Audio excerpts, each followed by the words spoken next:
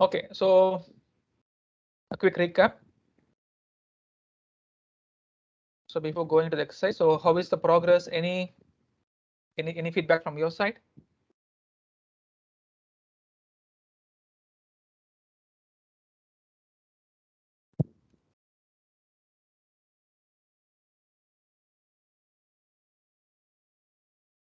All good, fine. How about others?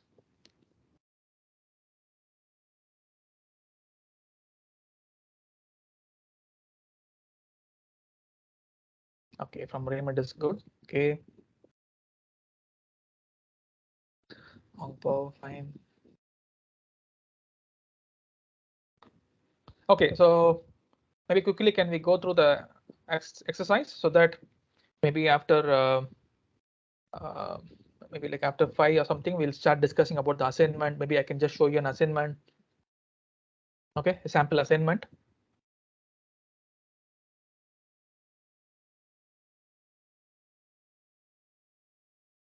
Right, so that we have some activities and then we have some lab exercise. So tomorrow we can have one lecture class and then we can progress with the lab class as well. Is it okay? So this is what is our plan. Okay, thank you, Wong. So how about others? Okay, thanks, fine. Ong is fine. Raymond, Kong.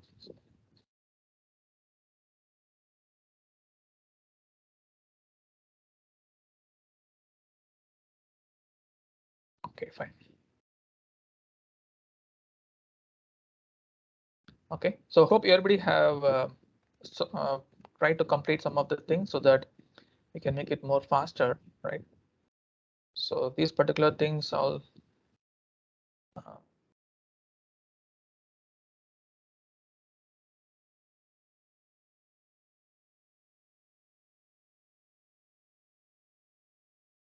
right. So all of you have completed all these things. So how about univariate? Did you complete the univariate one? You can just give SS so that we can just move it faster. Because I'm sure some of them maybe because of time constraint, right? Maybe you would have not have done it. No issues. We can just try to make it more faster or make it just we try to make it hands-on for the benefit of everyone, right? Because it's a part-time course, so we know the time constraints, everything. But even though we need to make sure that everybody is progressing, okay? So I just want to know that if these things are completed, then you can have more good progress in your assignment as well, right? So which covers all the learning outcomes.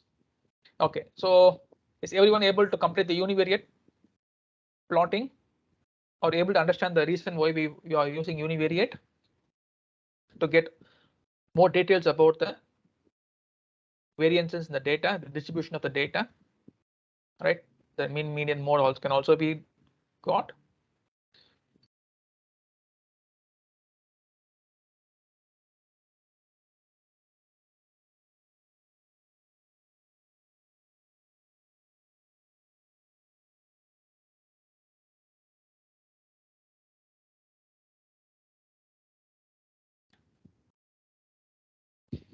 Okay, fine. If anybody is having any doubt, okay, please make sure that you put it over here so we can discuss. And if anybody also having the screenshots, you can put the screenshots here so that we can know that periodically progressing, okay, and parallelly progressing. So univariate will give us these details, right? The mean, the variance,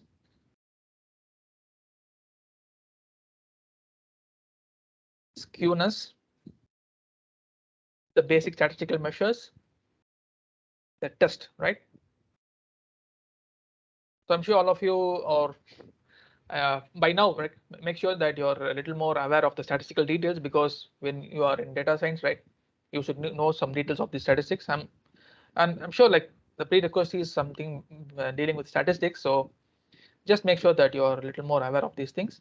So in quantiles, right, we are trying to get the details about the quantile values. Okay, So here you can see what is the max and the min value. So regarding our data, so the data is 2, 5, 9, 9, 10, and 11. So max value is 2. Sorry, the max value is 11 and min max value are getting it like 2 and 11, right? So we're getting the extreme observations, lowest and the highest, right? And the distributions. Okay, so are we clear in this distribution? So this plot, what we are having is the bar, and as well as we have the box plot. Right. Okay, thank you, Tan. That's really good. I really appreciate. Okay. So how many of you are aware of this box plot?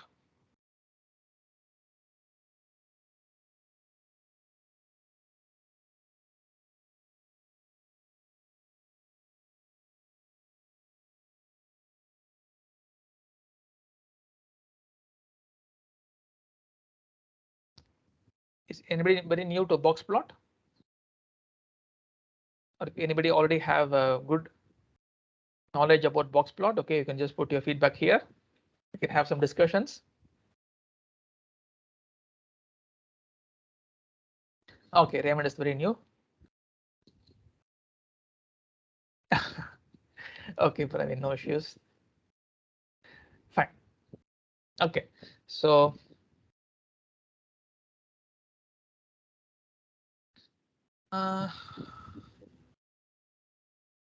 if in case I remember there was one particular picture that was put over here, right? Last class, I think it was from Ong. Ong, you remember that picture? The interquartile range. That one is not put one, but it's asking you about the box plot, how to interpret it. Ah, yeah. Thank you, sir. You can put it over here. Once again. Okay, I try to put again. Okay.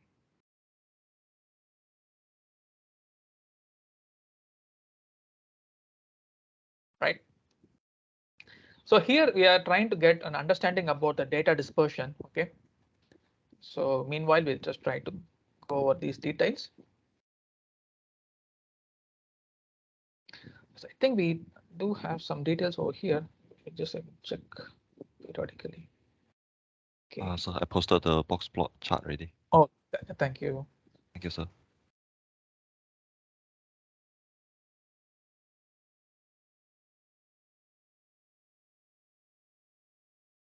Okay. So meanwhile, I just want to make sure that we are making us aware of the dispersion of the data, right? So because we're talking about data management, we should. Okay, not this one.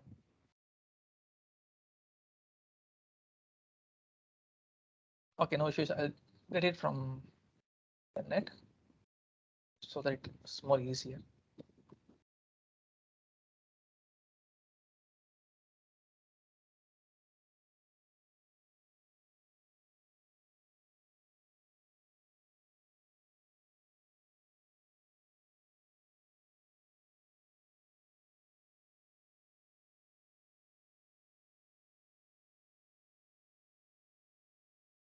So are you referring to the in something like that one? I posted in the chat already.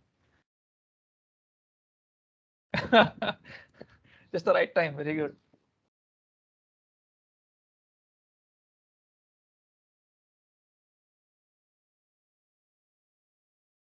Okay, because this will give us more clarity.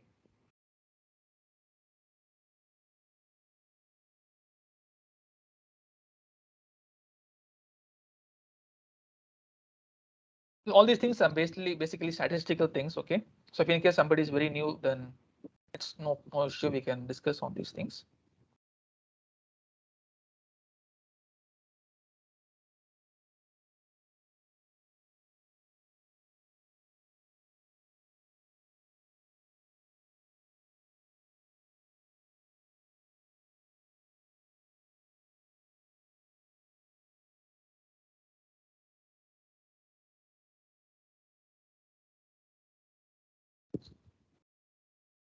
Because it's always said, a picture is worth 1,000 words, right?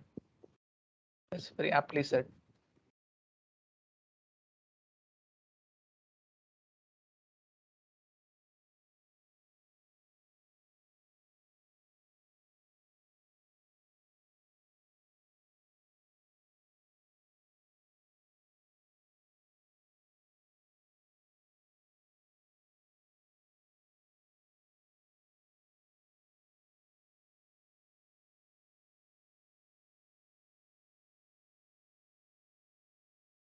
Because when you have a picture, what really happens here is it gives you photogenic memory to be activated, which makes it more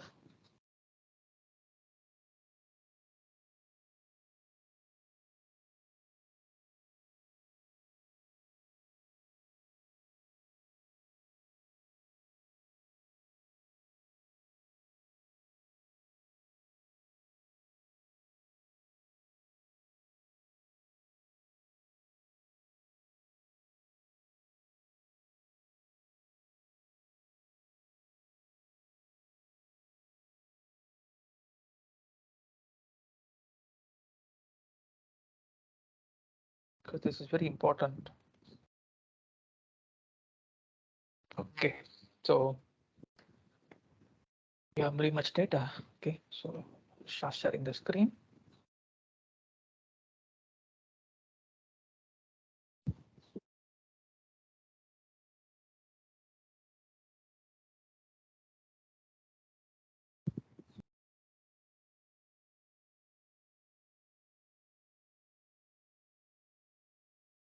Okay, to go with this first, right?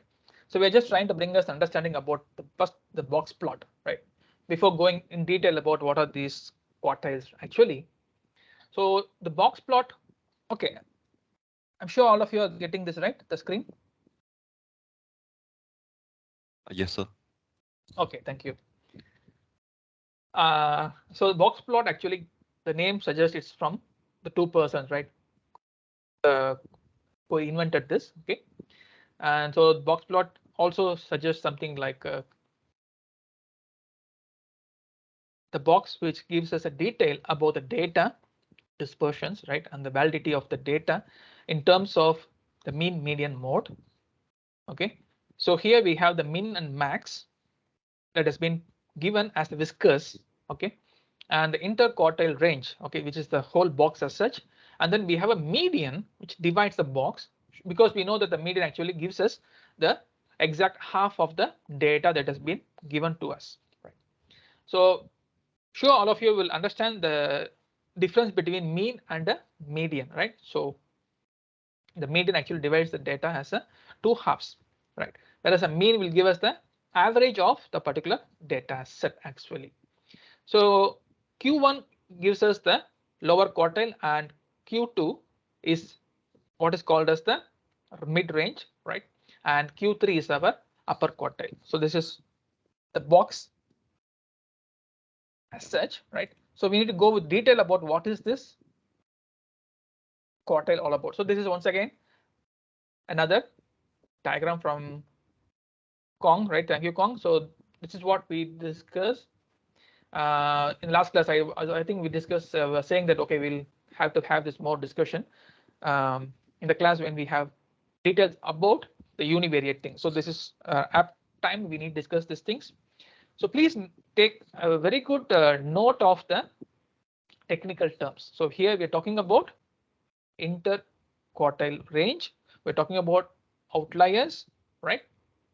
And Q1, Q3 as such, because we need these Q1 and Q3 for getting the formulae, right?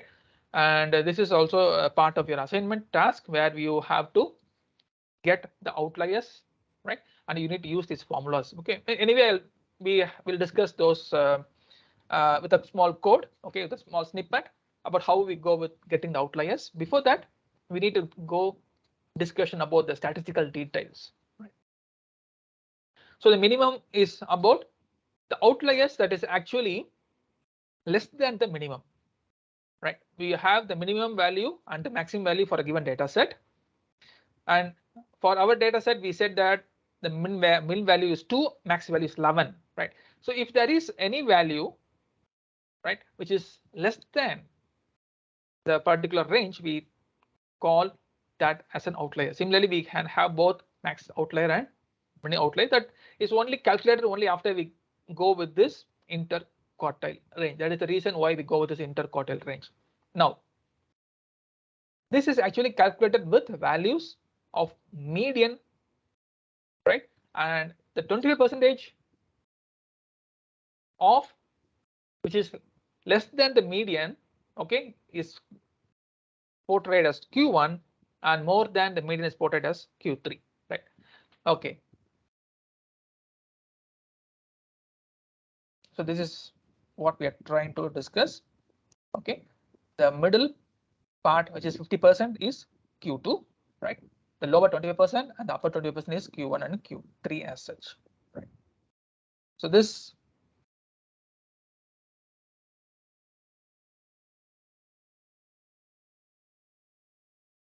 so all of you can see this value. So when you put it in a normal distribution, this is how it looks like. So here we can see what are we trying to discuss, right? The bell curve gives us a very good understanding about the distribution of the data, right? So the lower quartile, which is the Q1, can be found out with this value 1.5 cross IQ R, and Q3 can be calculated with this particular formula. So you are trying to get the outliers, which I'm going to give you as an example or the code, okay, where you can easily understand that. I'm just giving you this particular diagram for you to visualize how we are trying to put them under the graphs, right? So the IQR, the median, Q1, Q3, right? And then trying to get the outliers.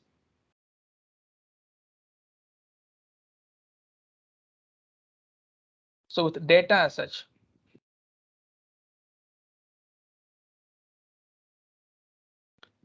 So if in case we have a value, always it is suggested, right? It is very important that we need to arrange or sort the data. So that is why we have one particular function called sort, right? So we need to use the sort function to sort our data.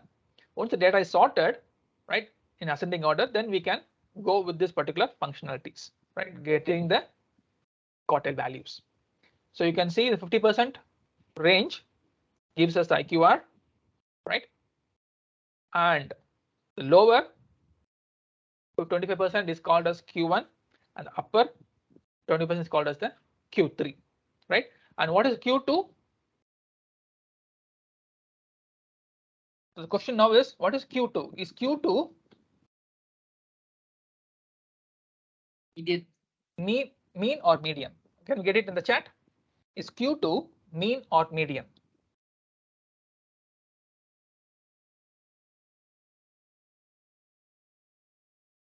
Very good, right?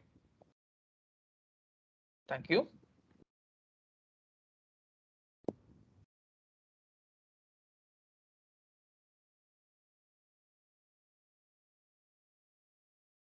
So this is another interesting box plot, which gives more detail into our understanding, right? So we discussed just now about what is median, right? Okay, which actually divides the whole data set into two, right?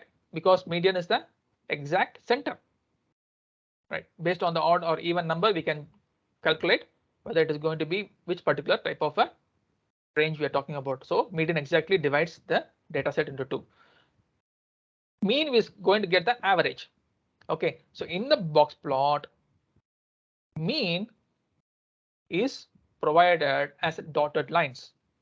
Median is provided as a thick line, right? Okay, and the 50% value is our interquartile range. Q1 is our lower quartile range and Q3 is our upper quartile, right? So the box indicates the range in which the middle 50% of all data lies, right? And you can also see one particular dot data point that is actually moving away from our max, right? So mean is without outlier, max is also without outliers.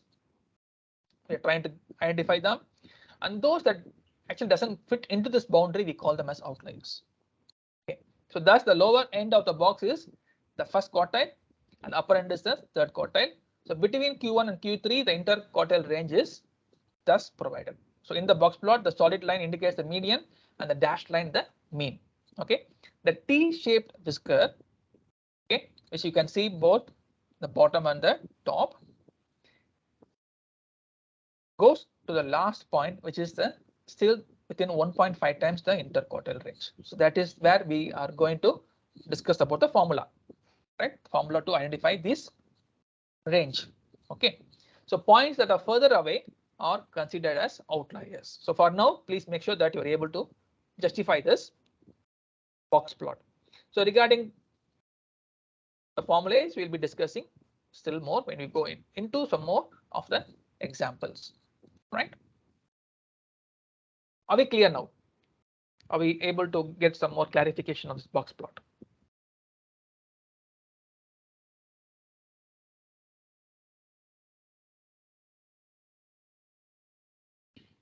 Yes, class? Any doubts? KG is fine. Okay, that is clear. Praveen, what about Ang?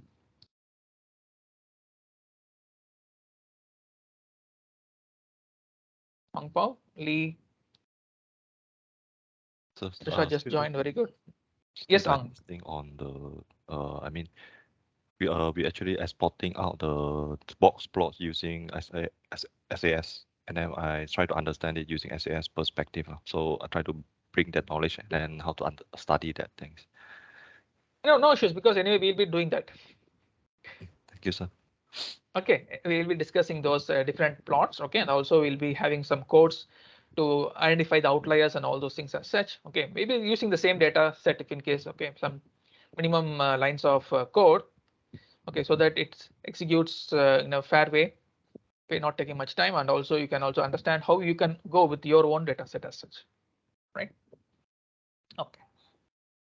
So actually, I copy one of the chart from Chai Ju Kang. I just want to ask you, that's a middle, that's a something like a square like that. That one is a median or mean? It's a median, right? Mean, right? The square in between. Deviation. Standard deviation. Standard deviation. I'll say. Thank you, sir. Okay, thank you.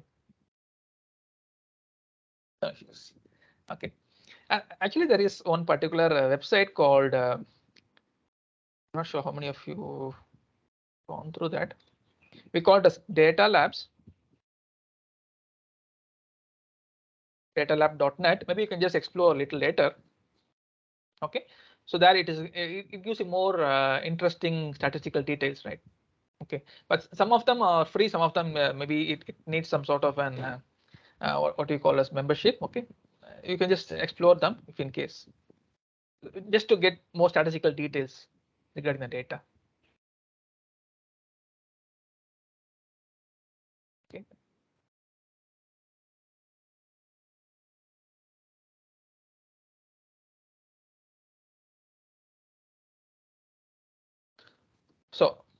So now I'm sure all of you are very clear with the reason why we go with the univariate, the proc univariate, right? So it can plot the data, right? It can give the first data's plotting as well as get us all the details regarding the particular variable y, right? Okay. Next.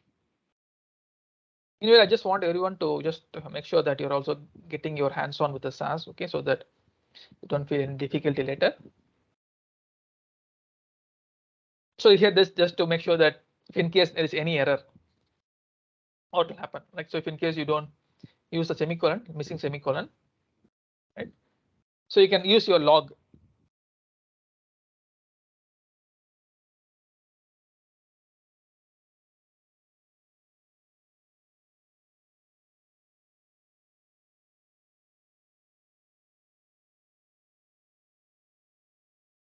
Right? You can use your log to check for any errors in case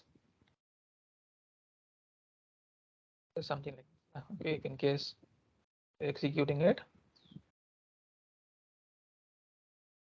Right, and then you see some errors, right? You can go to the log and then check what is the real problem. And you can just see here, it is just trying to give us some data, the syntax error. It has to follow with semicolon. So just for us understanding, right? Okay, good.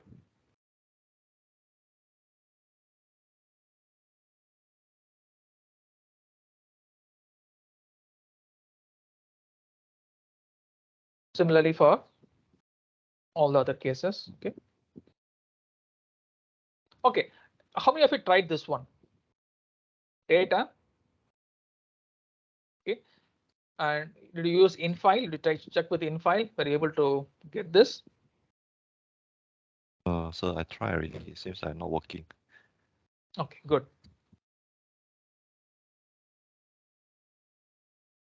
Okay, so how about anybody who just tried any other method to get it working?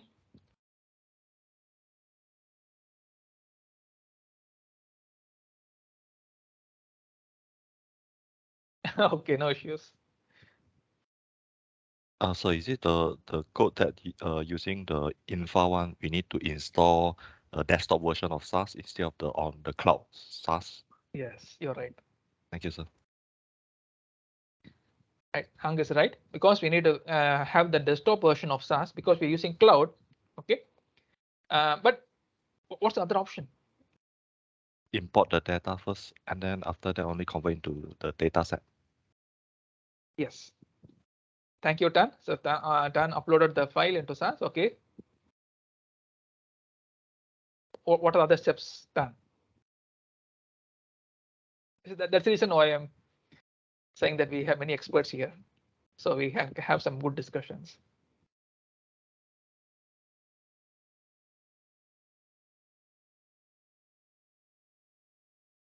Yes, Tan.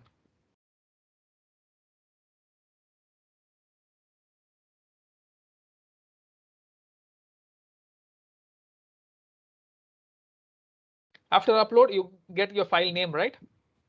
You get the file path. Because you'll be uploading to one particular folder that you already created. Once you upload it, you will get the file path, right?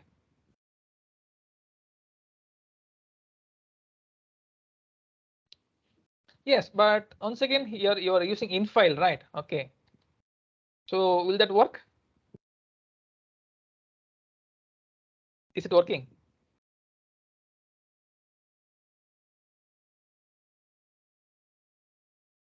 Okay, can you give us the output? Because we still have a good method. That's also a very nice approach. Good.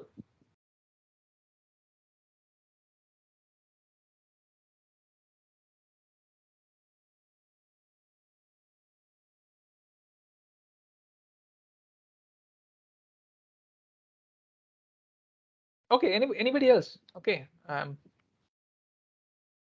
Yes, Dan, thank you.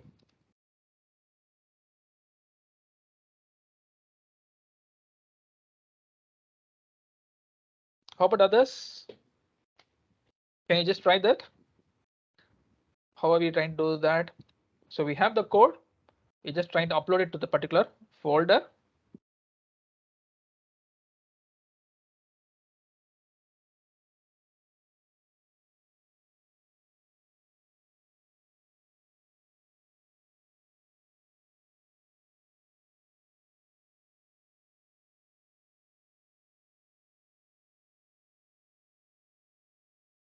Right.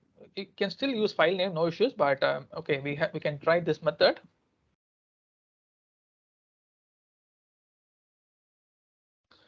This is in C2. Okay, we are working with another file. Okay, please, I want everybody to practice this one because this is actually essential for importing your Excel or any particular data file that you wanted to use for your SAS exercise, right? Okay, we'll go with this particular thing. Okay, Leo is getting it.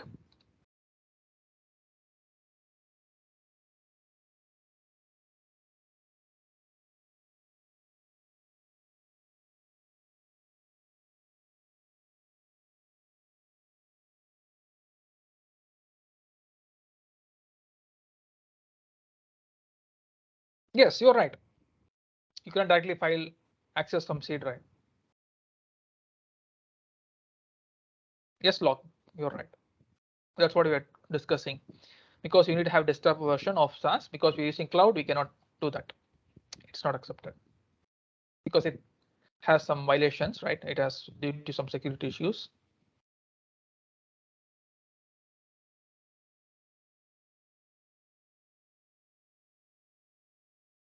So I want everyone to practice. Okay, do this.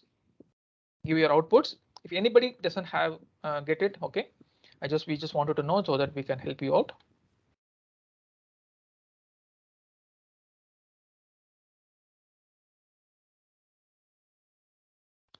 Okay, where am I now? Yes.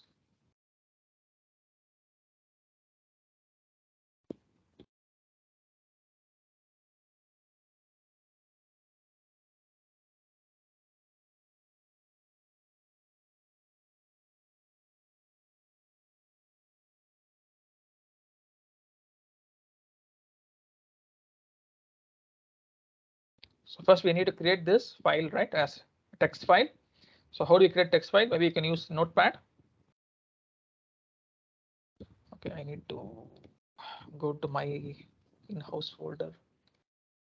Sorry for not sharing this.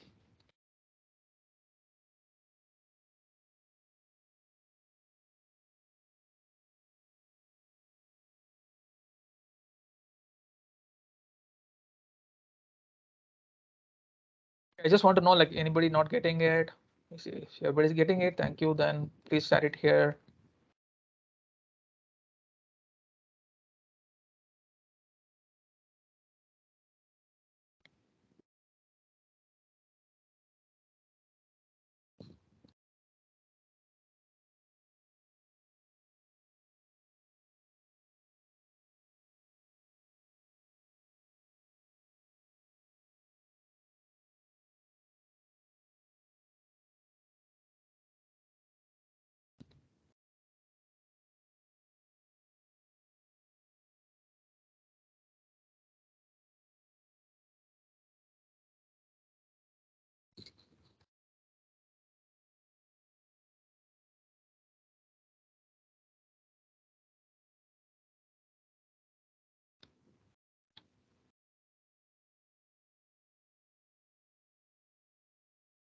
Yes, Nuresia, you cannot access physical file. You need to upload to the SaaS.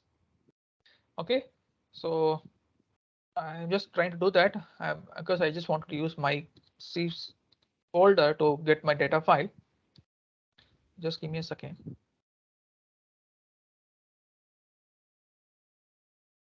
Okay, only with this method you can also access your Excel files.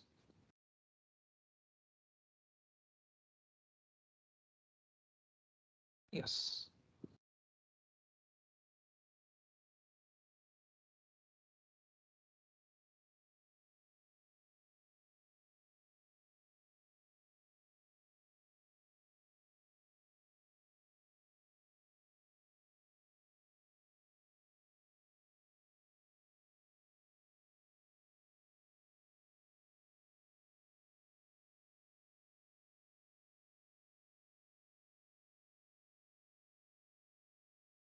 Okay, please create a folder. Okay, I can show you how. Yes, you're right. Thank you, Chai. You're right. You need to create a new folder.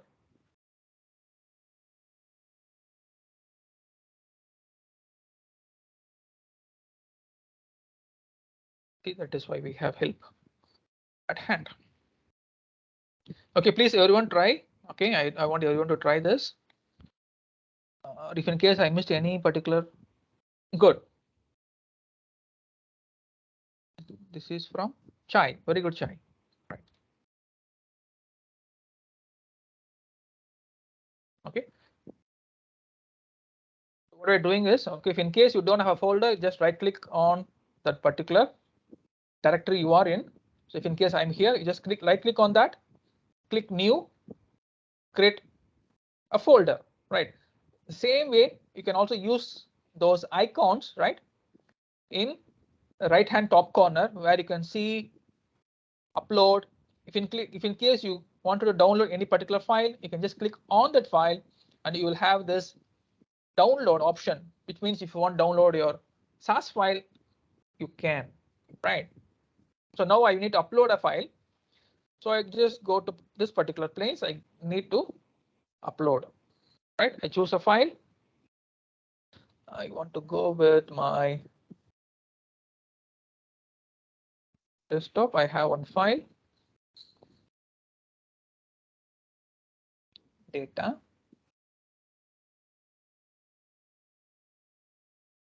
Upload, right? So it is uploaded. So you can see in tutorial, you have one text file. So if you click text file, you can see this, right? So I'm sure all of you getting this, no issues until that.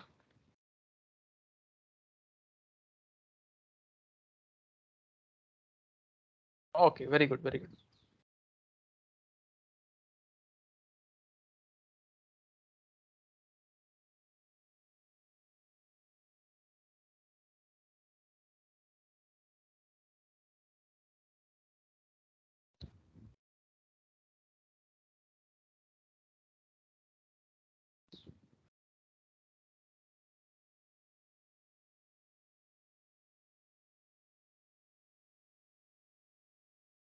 Everybody's getting it? Anybody not getting the output?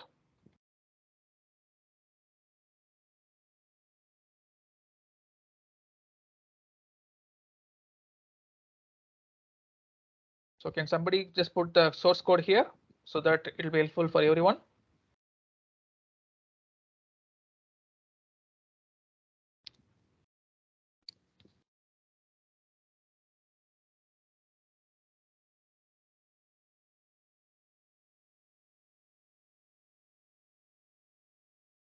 What is data and the data name in file and your path in your particular SAS directory, right? Input Y. So you need to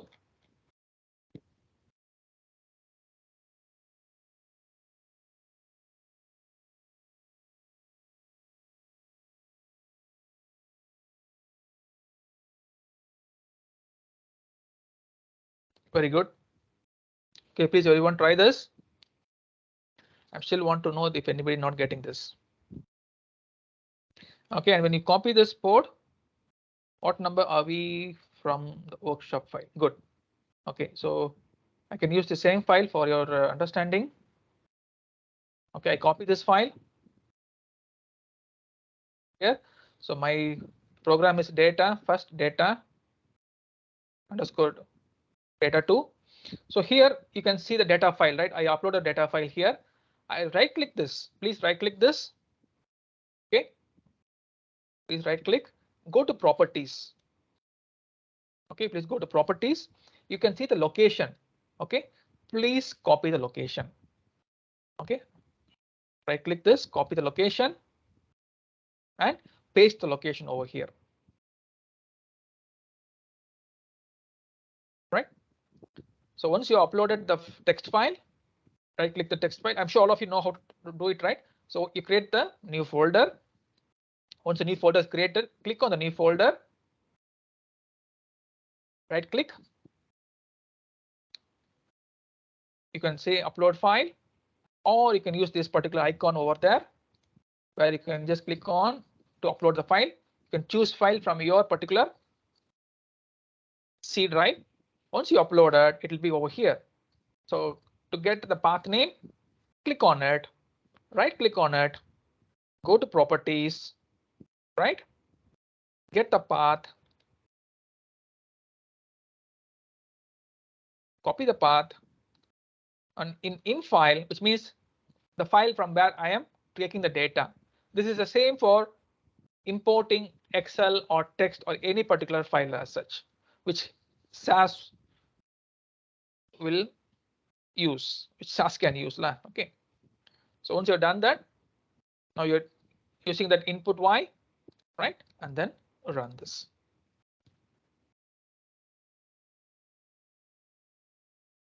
Right. So now I think all of you will get this because I use the same code given by Tan. And thanks to Chai for indicating with the arrow how to get the particular file. Right. This is why I want to make sure that everybody gives your output from your side. It may seem very simple, small lines of code, but sometimes this may create more type of headaches later. So Trisha, are you getting it now? Any doubts? Anybody, please? Okay.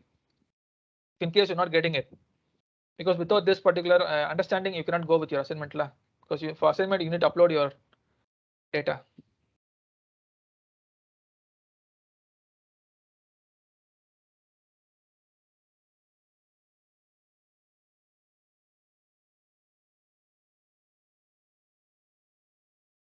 Still anybody not getting it, please put it here. I can help you. We have experts here who can help us.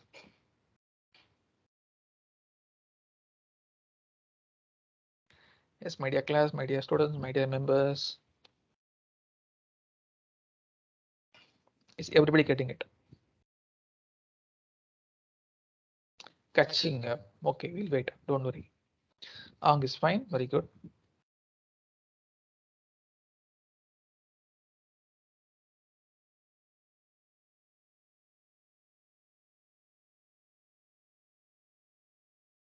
So we got output from Shanti. Very good. Wong had a problem. So okay, Wong said fine. Theo got output. Very good. Noor Eurasia. How about Noor Eurasia? Did you get the output?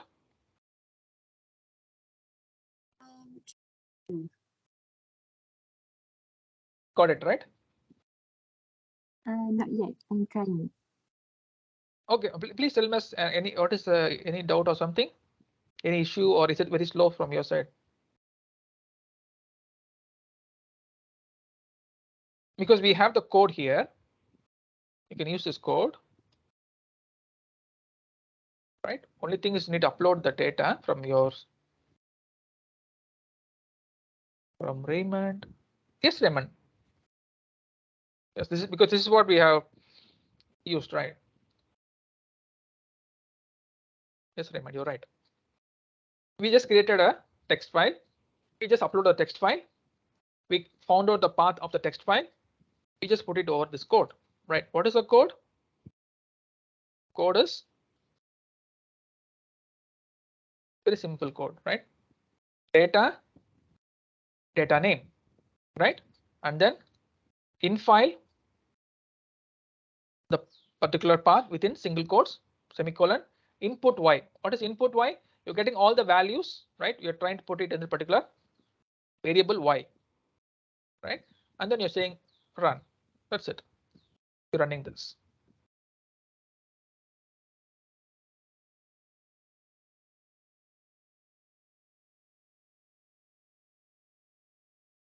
Yes, anybody not getting it, please tell us now. Only some programs will behave like this, not every program. We understand that. When we import, export, something like that will. Very good. I'm not sure how you got these observations. Did you use anything else, Kiranjit Kaur? And this is not the program what we are doing now. We are talking about importing the text. Did you do the importing text, Kiranjit?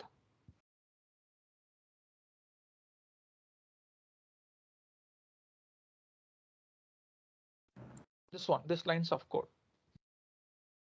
Yes, sir, I did. But I just created random data and uploaded. Okay, thank you. No issues there.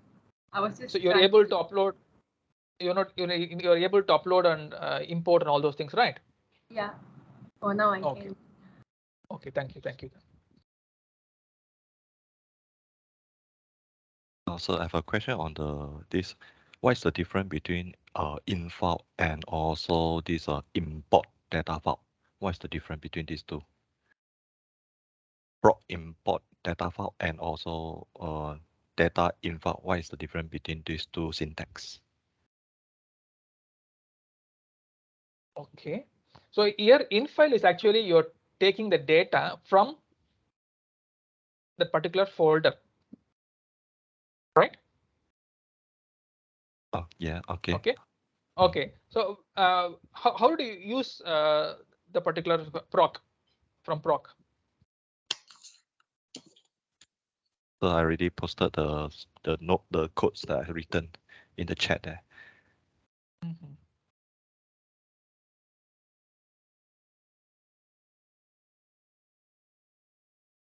The last one, sir. The last one. Oh, just now is it? Yeah.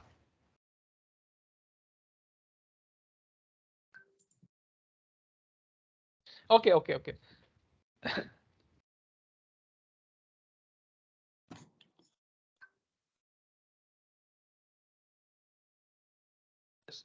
Is there any difference between this and the one in flop? Okay. Here you're using a procedure. Yes. Procedure import. Okay. Then we are just using it from the file. That's it. Okay. It's a Thank procedure you. call, and that is just the input file. Oh, I see. Thank you, sir. Thank you. Thank you, An. So now we are trying to get more exposure into imports. Yes, sir.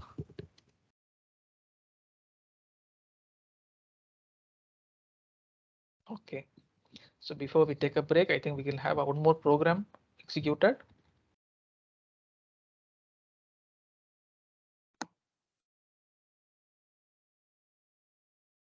So statistical analysis using SAS, right? So here, yes.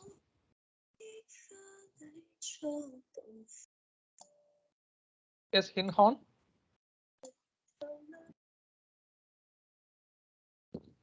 Hi.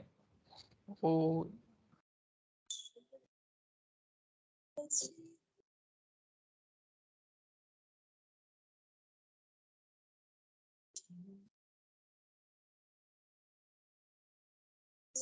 Han. Hoi Han. Any doubts? Nice song, is it?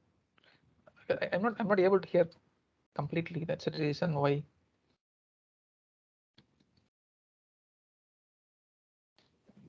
But I can say it's a Chinese song.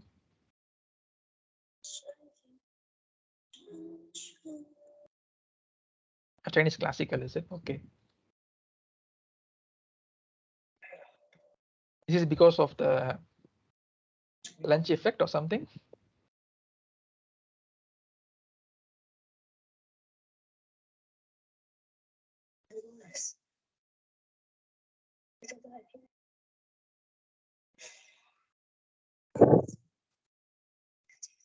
Okay.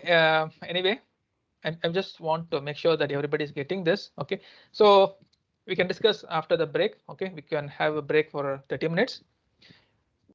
So we can start at 3:30. Is it clear? Okay.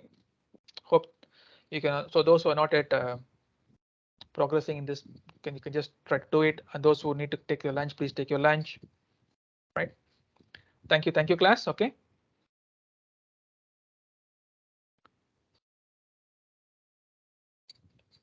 Indonesia. Okay, please make sure that we progress, and then please do refresh yourself so that all of them stay strong. Thank you.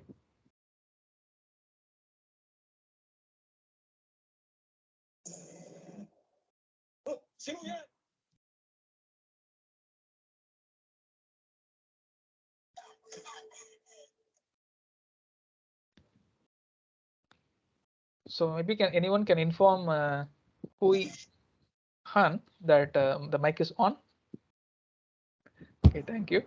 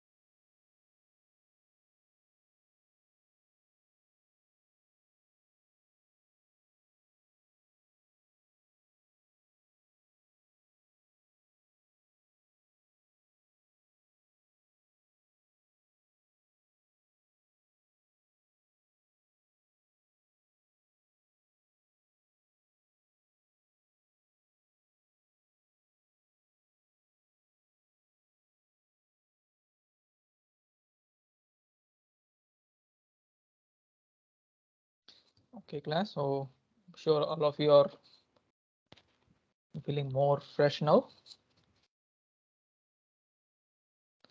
Okay. Thank you, Noor Eurasia. Okay, I've seen your output. That's really good. Appreciate. So hope everyone also got it right.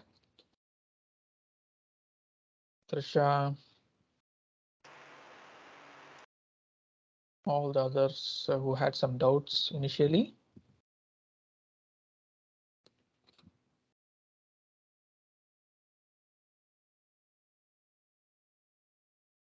Okay, fine.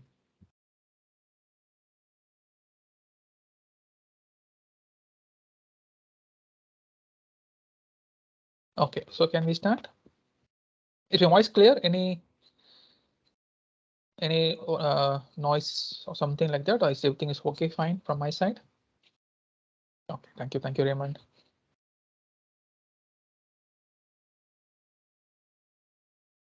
Thank you, Ang. So just now I asked you the question regarding the proc import. I think proc import Yeah. can run for XLXX format, but for infile not allowed to run in XLXX format, only TXT file. This is Okay. what I tested. Thank you, sir. How about if in case you're going to use because we do have these things like proc import, but if in case you wanted to use text, only thing is that you need to use that reference file, because when you use DBMS, you will use XLS. Yes, sir. Okay. Similarly, like whenever you're using text file or something, you need to have those particular text formats. So here when you're using proc import, you're using data file, that particular reference file, and then you use DBMS XLS, right? And then you can export that to out. One question, Okay, so if we use infile, can we define the delimiter? Let's say we are not using tab, we are using like semicolon, something like that. Are we able to define the delimiter inside infile statement? okay, so our next program is that. Thank you, Very sir. good. Thank you.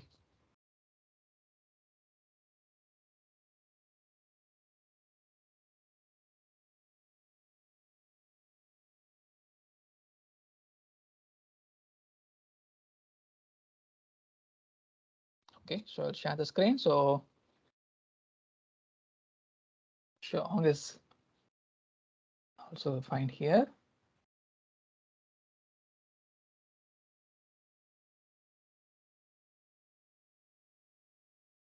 Okay, hope everybody can see the screen, right?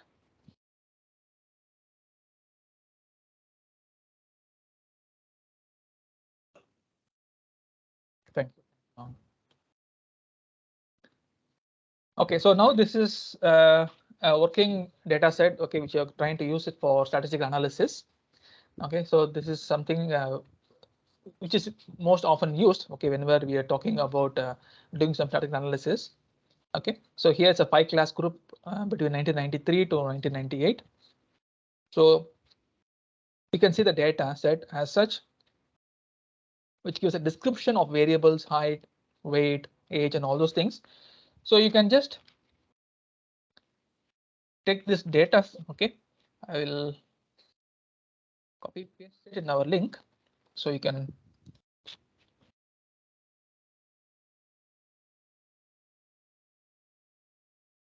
take this data set.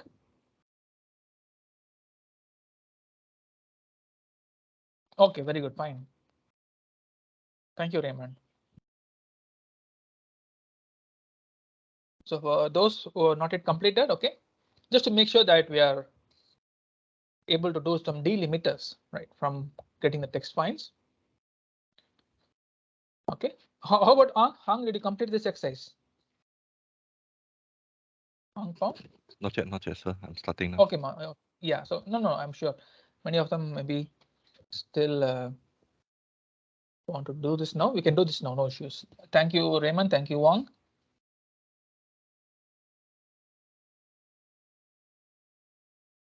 So please, everyone, I want you to open this. This will give us to this particular statistical org. This actually has some more discussions on data sets. Okay, so this particular data set is a pulse rate before and after exercise based on their height, weight, age, gender, okay, whether they're smoker, alcoholic, and all those things. Okay, so we have the pulse 1 and pulse 2. So you can download the data from this particular download. You can see here, right? After the variable listing, you have a download. So you have to click this download data file, and you just click that, you'll have this. Okay, you can copy this as a text. Just copy this. Okay, put it as a text file. Similarly, like how you upload it, our previous example, please upload this file also, right?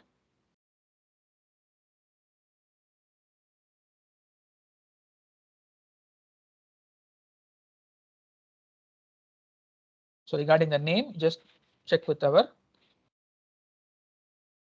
what name they wanted to provide. Okay, so we'll put it as pulse.text. Okay, we'll put the name as pulse.text.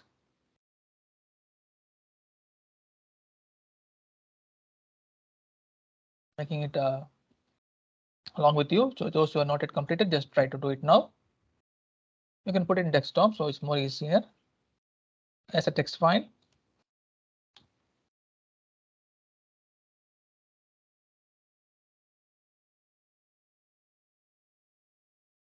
So now what do we need to do? We need to go to our SAS.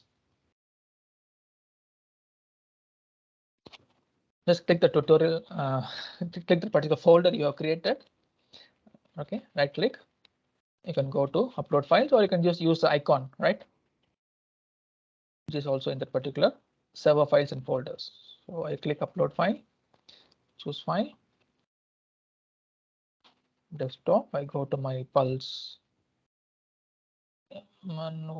Yeah, Pulse. Upload.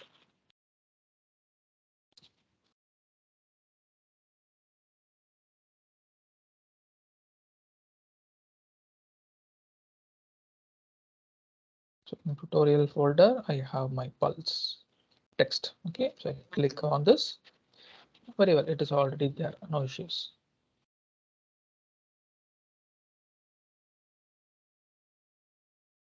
Okay, okay, fine. So now we go to our program. We need to type the program. Okay, so to make it more easier, we get the help of those who are completed already. Okay, anybody can put the source code here so that we save the time typing it.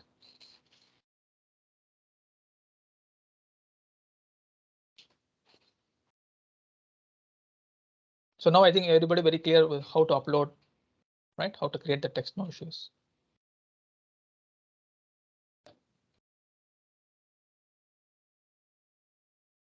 Okay, so we got it from Tan and Liu. Thank you, both of you.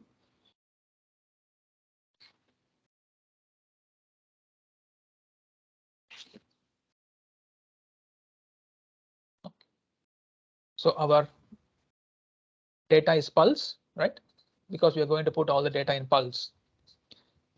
So in file is a file where where your particular text file is. So we need to right click on the text file, go to properties, get our location. Okay, copy the location. Paste it in the in file, because in file is where we need to put it, right? So here once again, we need to have this particular delimiter, DLM, right? Because we know that in our previous one we had only one attribute. Here we have more than one attribute, and then there are delimiters, that is a space, right? So here we have some space, so we give the delimiters based on the space, right?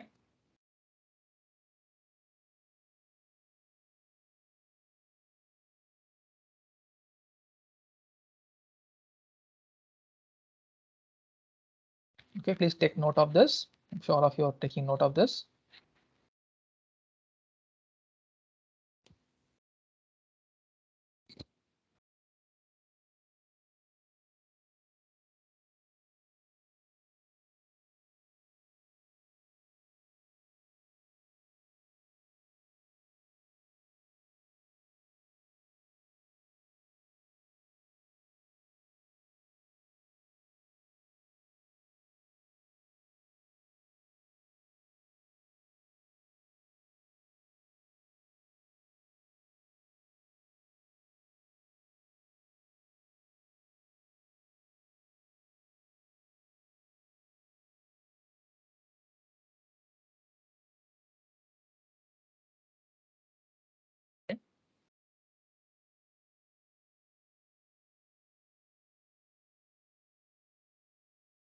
I'm just checking, trying to get you the data from where we are trying to get it. Data pulse in file, the file name. Okay.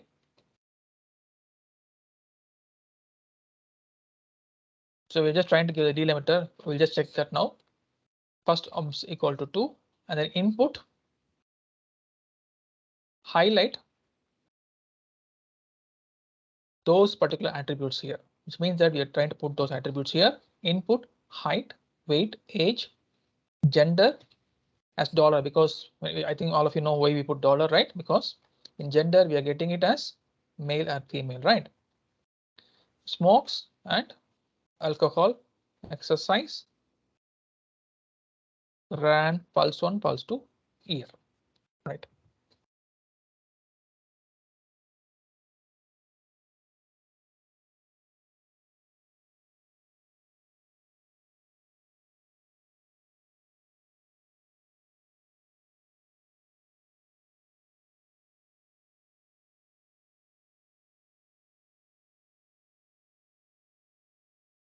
Very good.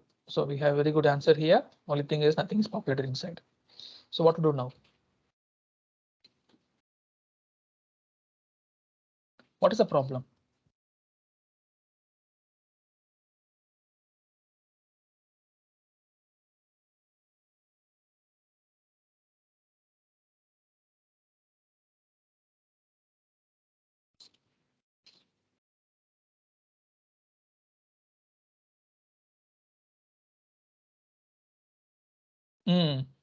Good. Okay. Very good. Good observation. Take note of this delimiter, right? Very good. Just try this now, or else we need to check once again any other attributes we need to check. Okay. Still, some of them may not get it. Check this.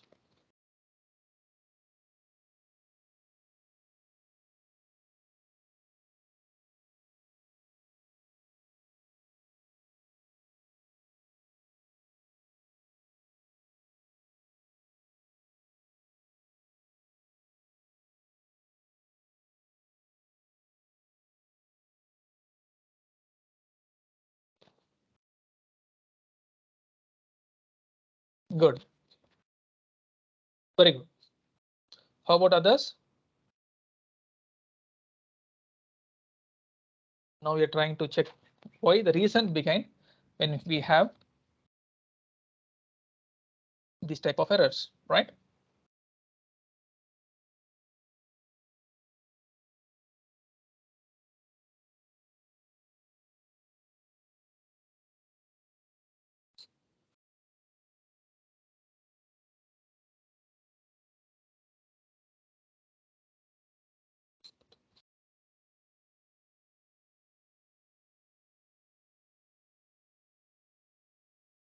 Okay, so we can just try with comma. Anybody can try this with comma and just check whether it is still working.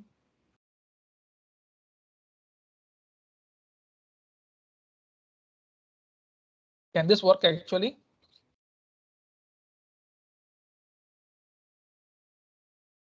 Why can't it work?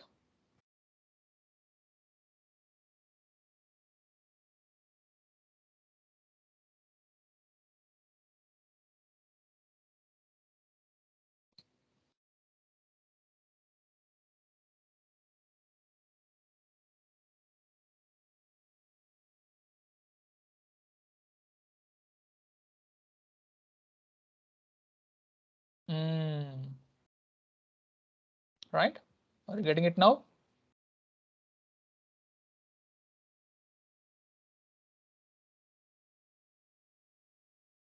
So we have some research question also to explore.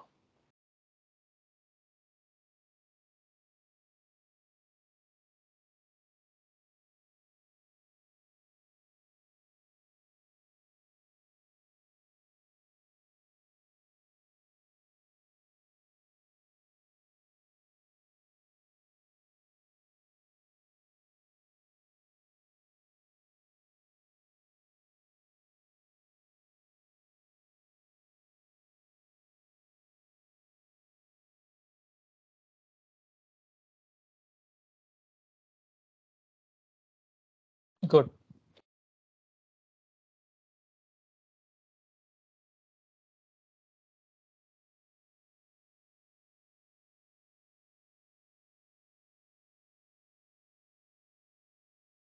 So what data file actually you will download, that is very important to note. Whether you are getting this particular file, because this is a space file, not a comma file.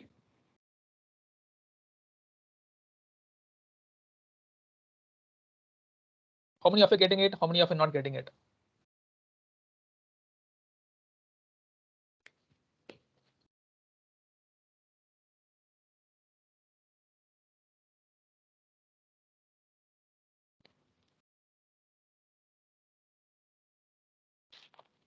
Very good.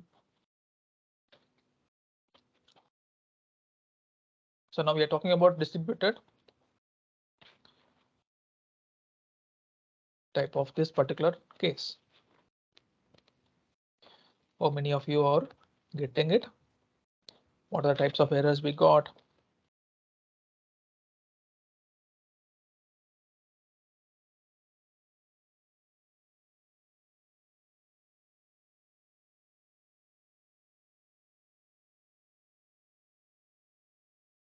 Okay, so yeah, so I want all the others, just you can give your outputs here. Those were completed.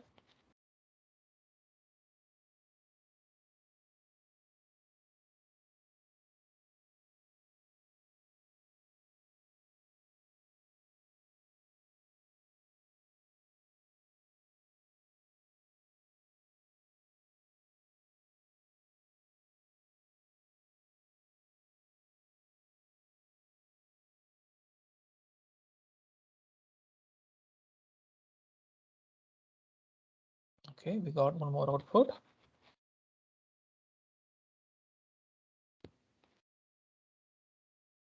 Good. Right. Appreciate Chai. Karanjit Kaur. Wong. NG Wong. Okay. Just make sure that you're getting it right. Okay. So date, data pulse in file, path name, delimiter, right? Just try to get it's a tab, right? It's a tab, not a comma, because we don't have a comma in our data, right? For if in case you have comma in your data, then you can use comma. First observation equal to 2. Why we are starting it from 2, right? Okay. So if in case you start with 5, then you need to use 5, right? Just you can check that. Input, height, weight, age, gender, smoke, alcohol, exercise, all the things. After you finish, just give run. Okay. So this once again you can very well change, right? The dimensions.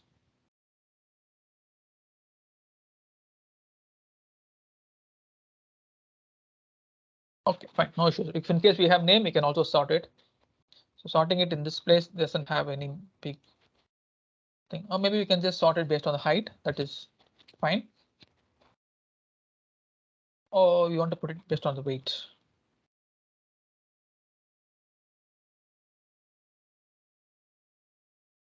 Sort ascending. Okay, so you can just sort it by weight. Weight 27. 27 is, I think, it's outlier, right? How can somebody be 27?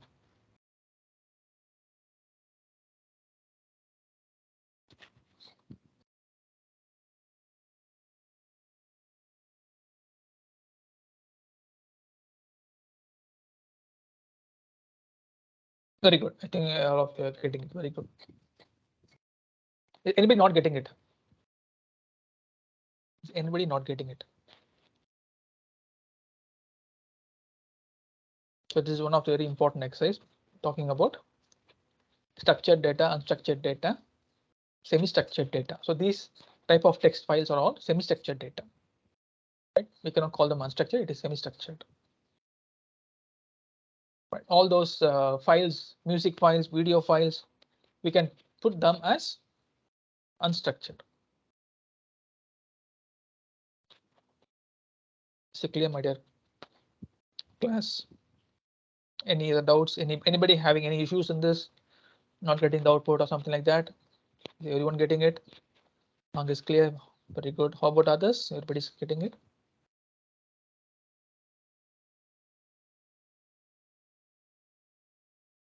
Good.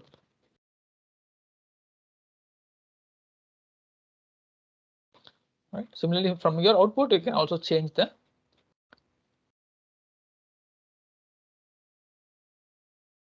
parameter like this. Right. In case you want age to come front, just drag it this way. So maybe I want age to be in sorting order. Okay, I have all the 18 in the first. Okay. Hope you're getting clarity. This is something like how we can do some modifications in our output data. Okay, so in case you want to print, I'm sure all of you are aware of these things, right? Display the code that creates the current table. So you can click that, you will have a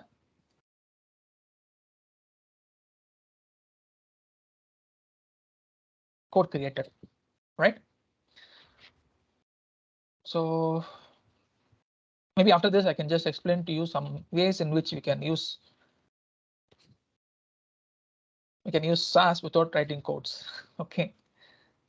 By now, many of you would have known that. Okay, for some who are not yet aware of it, okay, we'll just try to see how SAS can help us without writing any code.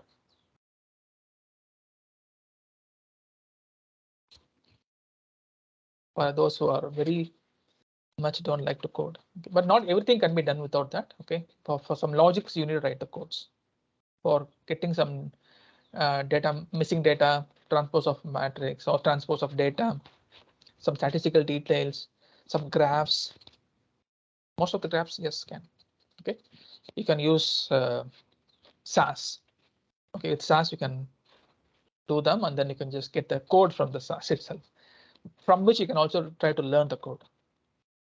This is another way of approach learning the SAS. So maybe by today we'll try to learn that also. Yes, how about everybody? Is everybody getting it? Anybody having issues in this? Please. Whether to go with the tab, whether to go with the comma. So I'm a little confused. What are we trying to do here? Is everyone getting it? Anybody, please can just put it here so that you don't have any extra time later. If you finish it now, you can concentrate on other exercise, other programs, other activities afterwards. Don't track it anyway after la. Everyone got it? Can I get some S here? Chai. Yes, Chai. How about others? So can you Yes. explain the blank and the comma and blank space? I'm still not getting the same output. Like I just still got a lot of blank. No issues. True. Okay. I think that is the reason why Kaur has given that particular data set. Okay, so this data set, I'm not sure from where did you get this data set, Kaur? Did you create this? Did you put the comma? Oh yeah, Or so did you use actually I got the data and then I replaced all the space with the comma, make it comma separated file. Okay. So you just used the tab in the notepad or use any other text editor? The Notepad++. That's what la. Okay, thank you, Kar. So yes, this is the reason why, because sometimes you can get this same data set from another source where no need to do this alteration also, because we get comma. So here Kiranjit Kaur has given us a very good what we call as an alternate approach. Okay, instead of space, instead of a tab, okay, what he has done is in Notepad++, okay, you can just replace the tab with a comma. So what he has done is he just replaced the tab with a comma, and if in case that was done, then using this particular code, right? Is our code? Yeah. So using the code here, we use this delimiter, right? Delimiter equal to tab. you need to just give a comma. You don't need to give a tab because our data is tab, comma, separated values, CSV, comma, separated values. But here it is a TSV, is a tab separated value. So in our data set, we need to use only a tab. Just give a tab. Right, and our data is starting from observation 2. Right, when you check our data, there's our data. Yeah, so our data, first observation is height, weight, our parameters, right? Second, it's only from 2 we are getting the observations. So we start with first observation equal to 2, right? For a semicolon, and then just what are the inputs we need to bring those data into height, weight, age, gender, those things we use, and then we run it. Is it clear, Chu? Yeah, okay. Very good, Chu. Thank you, Chu.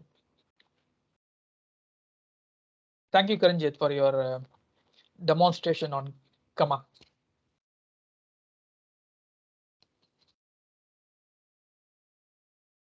Hope everyone are able to understand, right, how the comma was there. For that, you need to use Notepad++. Okay, I'm sure. Did that. It was Z Sun who did that. He was showing me how to do it. Who's that? It was Ng Zi Shun who did it, not me. Oh, okay. Yeah. So credit goes to Ang. Yeah, so because the region is sometimes the data we receive is not always be spaced. Sometimes might be the straight pipe. A lot kind of delimiter. So we need to know which one to use. Of course, yes, of course, you're right. Thank you, NG. Hope everyone is clear in this, right? So you can try both comma as well as tab.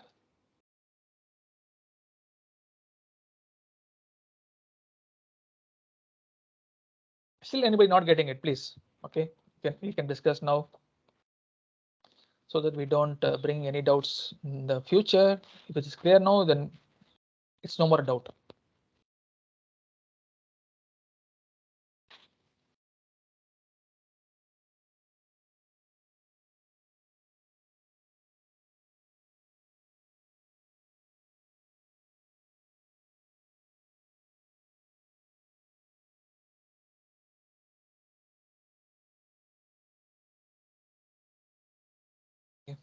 And I think everybody is fine with that. So using the import wizard, data files can also be imported by choosing import data from the file menu. I'm sure all of you are known issues with that. So research question, how does Pulse-1 depend on lifestyle and psychological measurement or frequent exercise? So for exploring the relationship between Pulse-1 and weight, the scatter plot of Pulse-1 by weight, the plot suggests a weak negative linear relation between weight and the first pulse reading. What is the weak? And there is also an outlying observation that could affect the quantitative assessment of the association. So this things is a little important. Why? Because we are trying to justify some of the attributes and just trying to get some understanding about what we wanted to project. I think this is the reason why in the first classes we discussed about the reason how data scientists are helpful and how sometimes data science projects could fail. Right. The reason why, because we're not able to interpret properly, and in the first place we're not able to understand the question or properly frame the question or properly frame the problem, right, from the data that we have obtained. So from this data that is obtained in Pulse-1, we have some details about height, weight, and all the other respective parameters, right? So here we are just trying to see if there is something relevant to portray on dependency on the lifestyle and the psychological measurement, or whether they are frequent, how frequent they are, if in case we are trying to discuss with the exercise, on all those things, right? So this we are just putting it in terms of weight and pulse, right? And are we able to get some justification on this particular diagram? So this is actually a scatter plot. Okay.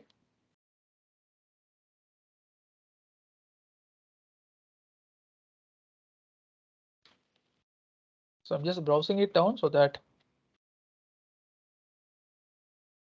whether we are able to get some details.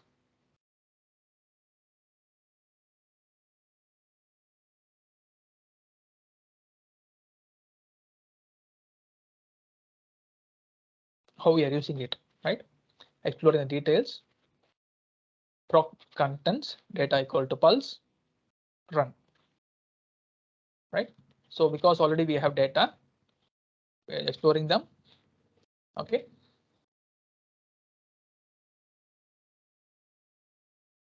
Hope everybody's having this file, right?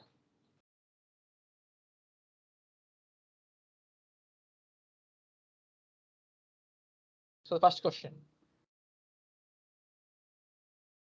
How does pulse one depend on the lifestyle and psychological measurement? Okay, so now we are trying to get some details about the data.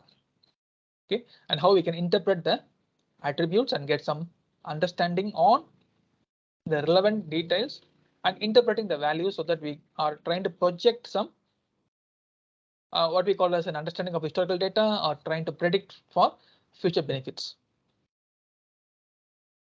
Okay, so getting this particular thing done. First, we are trying to go with a scatter plot of pulse one by weight. So we first use SG scatter procedure. Okay, so SGS scatter procedure, we use proc SGS scatter. Notice that Y variable is specified first in the plot. For any plot, we have X and Y, right? X axis and Y axis. So here we are just taking a note that Y variable is specified first in the plot statement. Okay. Hope everybody is getting this. So proc SG scatter, our data is pulse, right? So first make sure that you are getting this thing first in your task file, right? Because already we have data pulse. So I think all of you are getting this. So that is the reason why I'm asking you in the first place. Is everyone getting this? Anybody not getting, please? Okay, already some have started working on it very fast. Okay. Okay, then we are a bit slow. We'll catch you. Don't worry. Shinny and Tan. So what we are doing now is we are trying to print this proc content.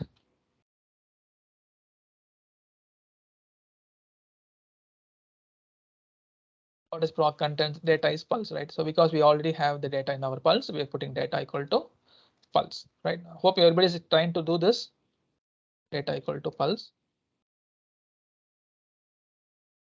right? So we just try to get the content. That's it, nothing more than that, right? So we just run this. Okay.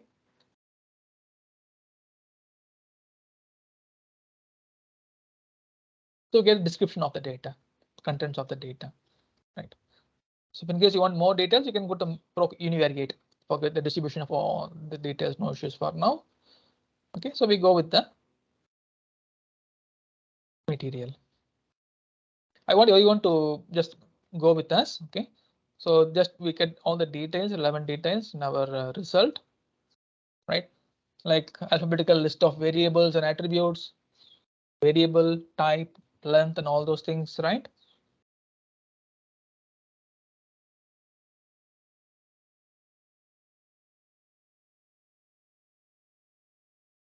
So scatter plot, right? SG scatter plot. So we are using proc scatter. So please check. It is SG, yes. Okay. That's the reason why I don't want you to get any confusion. It is SGS. Don't start. Then you can get the intelligence. You can just type proc SG scatter and then you need to use the data. What data? That's right, data equal to pulse. put a semicolon. We know that we need to use y and x. So what are the y and x values? Plot, pulse 1 and weight. So what is pulse 1? It's an attribute, right? We have pulse 1 and pulse 2. Remember? So we plot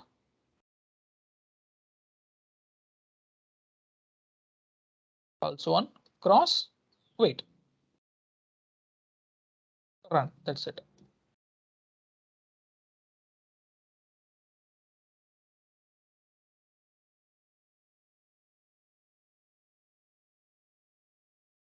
Okay. At least you need to wait for some few seconds. Sometimes it may even take more. Okay. Sometimes I may also wonder, oh, what is happening now? Nothing is coming.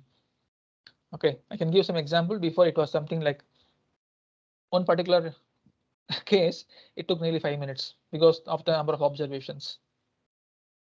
Okay, so based on the number of observations, the time limit, because we are working with the cloud, right?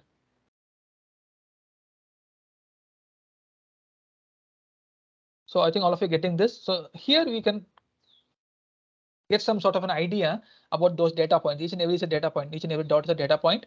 Like, what is the understanding about the weight and the pulse, right? Is there any relevance with the weight and the pulse? So we're getting some sort of a thing. Everyone getting this? Okay, Raymond, good. Done. Is everyone getting this? If anybody not getting, okay, please you can put it here. If everybody's getting it, I'm very happy. All are happy. Thank you, thank you, thank you, Wang, thank you, Chai.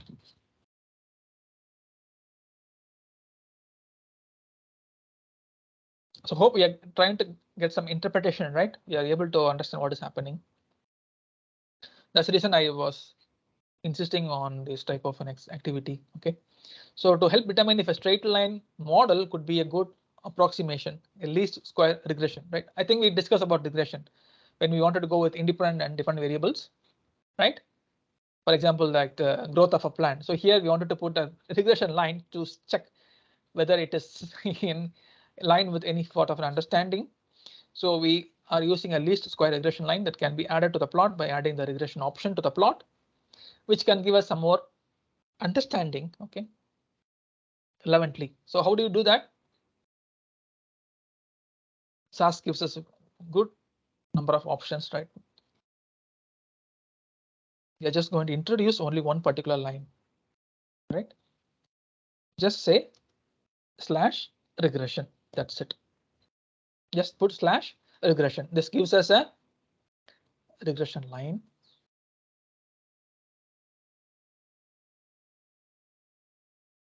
Right. So you can see some of the points are actually more towards that particular line. Right. And I think we did discuss about the lines. Remember? Whether it is up, down curve or up curve, which type of a thing it is going on. So you just once again need to refresh that. Okay, so here what we are trying to interpret. I think all of you getting this, right? No big issues in this. So still anybody not getting thing? Okay, my dear class, anybody not getting, please put it here, chat. It only take 1 or 2 minutes for us. You're not going to waste us time any other time, but I just want to make sure everybody's getting it. Because for some, if in case you're getting more difficulty in answering some activities problem in your assignment, some of these things will help you to give some details about explaining what you want to do with your data set.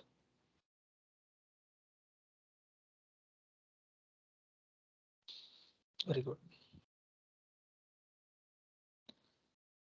Wang Tan, Ang Pao, Ranjit, Praveen, Eurasia, Chu Kong, Chai, Raymond, Asrina Binti, Kong Ho. Good.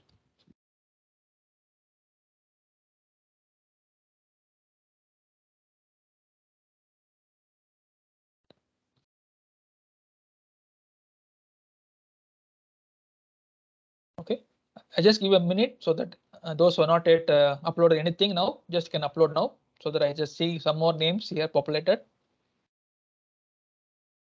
I just give a minute now.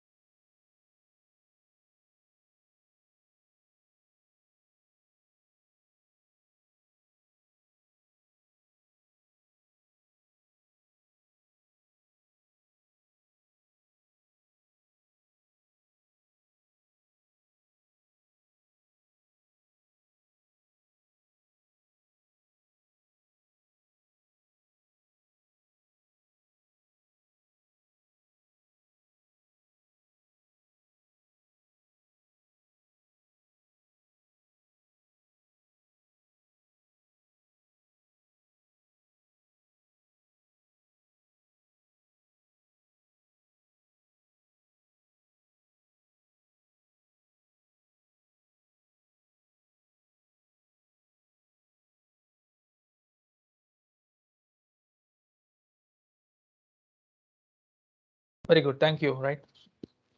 So we have Fiona, Ulok, Praveen. Is this the complete code to execute in order to get the expected result?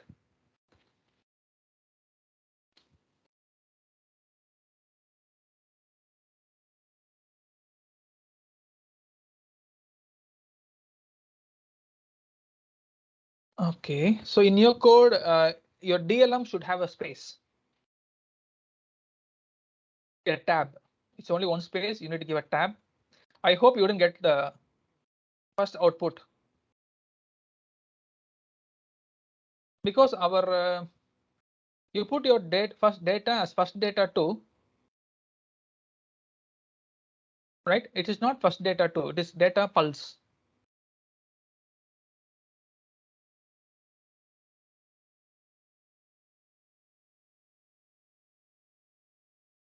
Yes, you can't get the graph ng. Okay, because the problem is very simple. The data. Okay, no issues. It is data pulse, not first data. First data is our previous example. Now our data is pulse because we stored all our data in pulse, data pulse. Please take note of it. Data pulse will have our data of our current text, pulse.text. Okay, so that is the reason why we run proc content data equal to pulse. And then now our the scatter plot is based on data equal to pulse. Right, so we need to check what is our data. Hope we are clear in this. Thank you, NG, for bringing it out. So this is the reason why I'm asking everybody, okay, to bring out your output. It is very fine, you get the output. It is very good, you get the output, and it is also very, very good if you don't get the output. Why? We'll check it out now. We'll check it out now because there are so many experts here who can help you out. Right?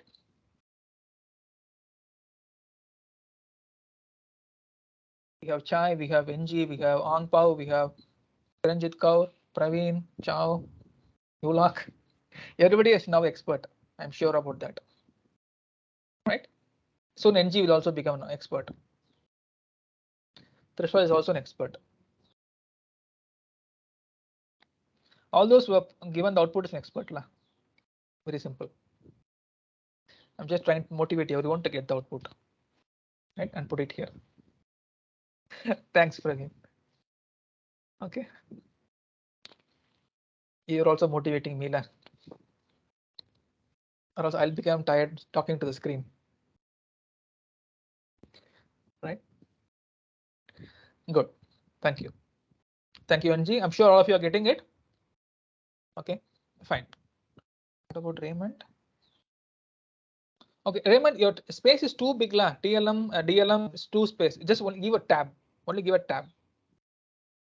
Or like how NG said, you can just put a comma using Notepad++.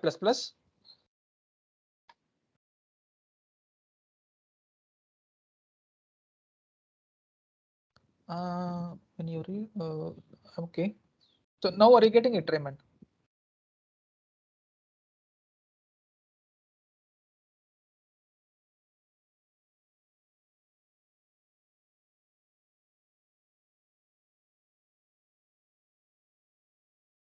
Yes, sir. I get the result. Thanks, sir.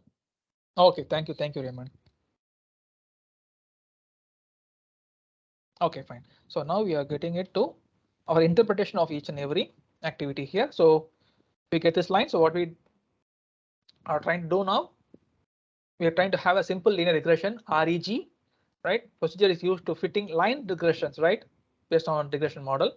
So the following code fits a simple regression model of pulse one as a function of weights, right?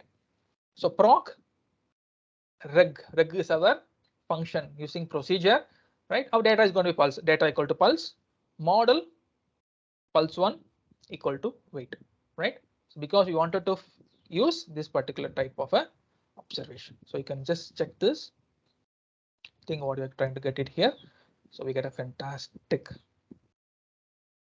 output here.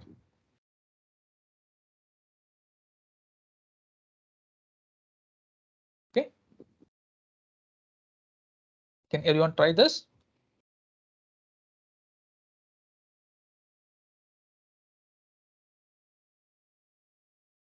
Mock reg data equal to pulse, right?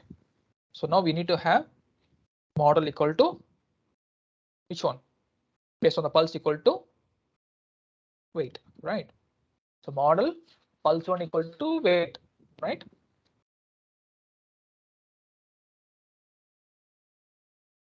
Well, pulse one equal to weight.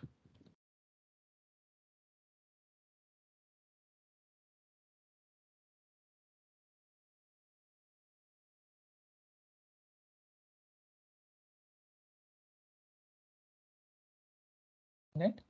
So I can see the number of observations 110, right? Use is 109, right? Why? Because number of observations with the missing value is 1. So here this is also one good way of getting the missing values, right? Which you can use it for your interviews or observations for your assignment and anything, right? So analysis of variance, source, model, error, corrected total. You have your MSE, right? I think most of you know what is MSE, right? Your mean square error, which is good for getting those statistical details, right? Square, right? Dependent mean.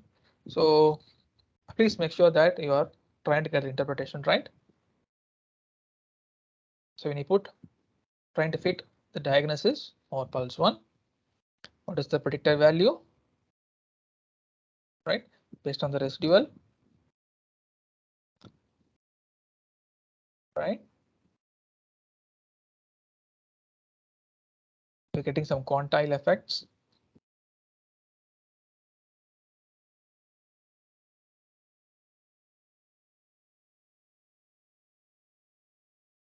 Percentages, residual percentages, that is based on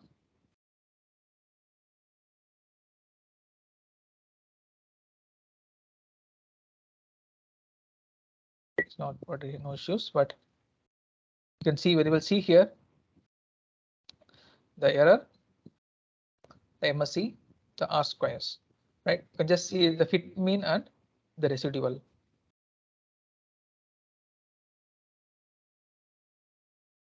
There's no. Okay, good, fine.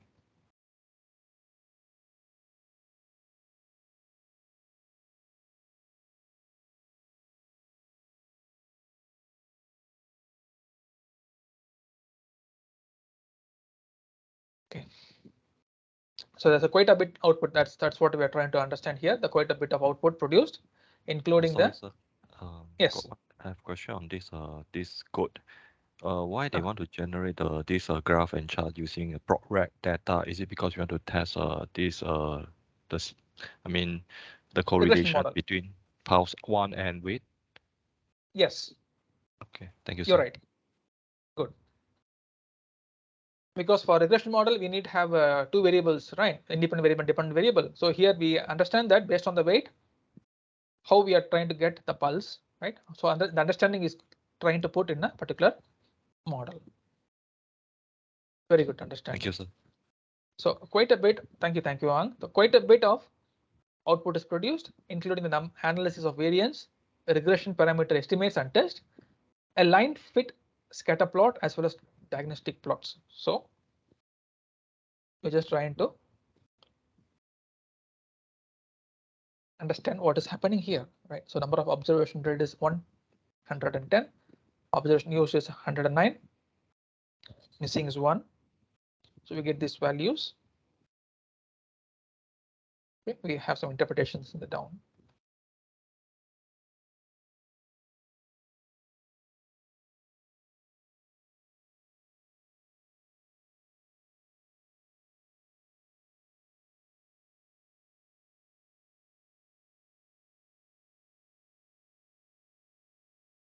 Right, sure, all of you getting this.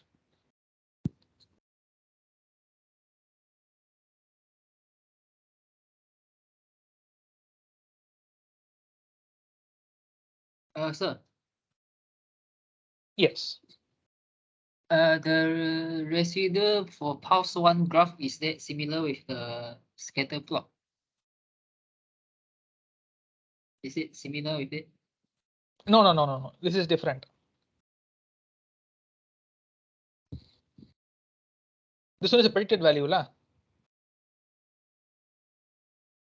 Because the model is working on it. We didn't do anything on it. The model is working on it to get the predicted value.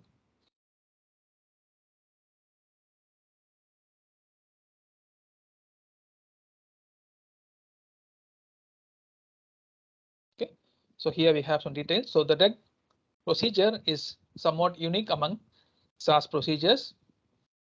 So in that there is a plot statement that can generate plots based on variables produced by the regression model, such as fitted values and residuals.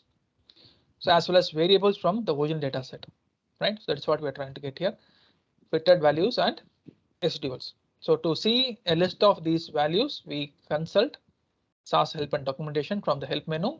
Under the content tab, choose SAS products. Base SAS contains volume of information regarding the basic programming and data manipulations and related procedures. So most statistic procedures are contained in the SAS, right, or stat product. So choose SAS or stat, then SAS. So this is what we also wanted to highlight, right, to get more understanding on the statistical details, right? So you can consult with the SAS help and documentation for each and every to get more interpretation, or you just wanted to put more interpretation on that particular thing. SAS procedures.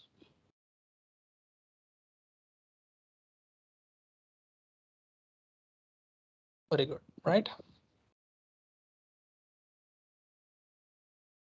Okay, now we just try to do this code. So later you can try to get the interpretations so that you can give more discussions on your assignment.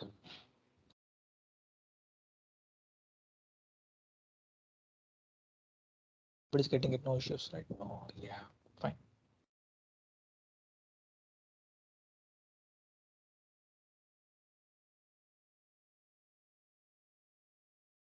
Okay, now we're trying to want a large plot of residuals versus the predicted values, right? Add residual plot.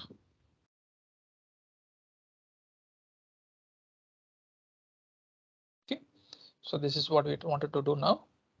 How to do that? We get use of proc reg regression data equal to pulse model pulse 1 equal to weight. Plot R dot for residuals, because that's the y-axis, right? So we always start with the y-axis first. Y cross x. Okay, so that is the reason why you need put R dot cross P dot, which is nothing but your predicted value.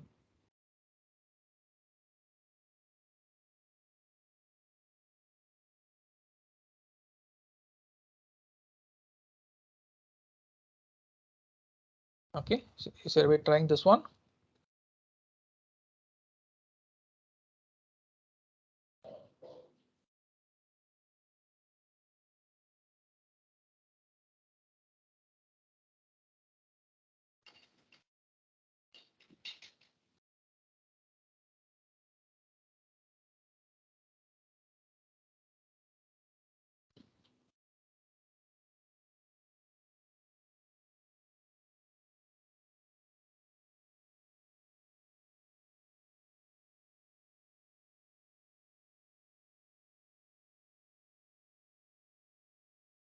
So same one, nothing more doubt, pulse equal to pulse 1 equal to.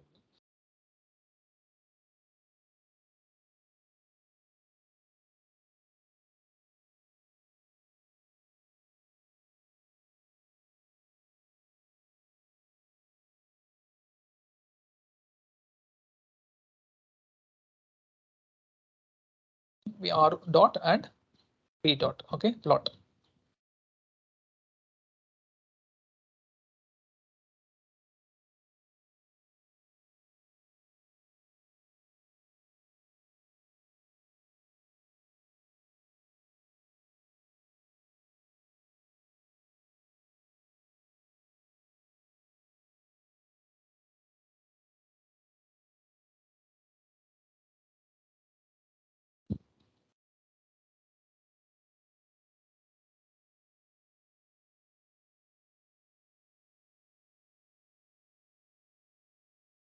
Okay, very good. Sure, all of you getting it, very nice. Chai, Ang, Wong, Kenji, Tan.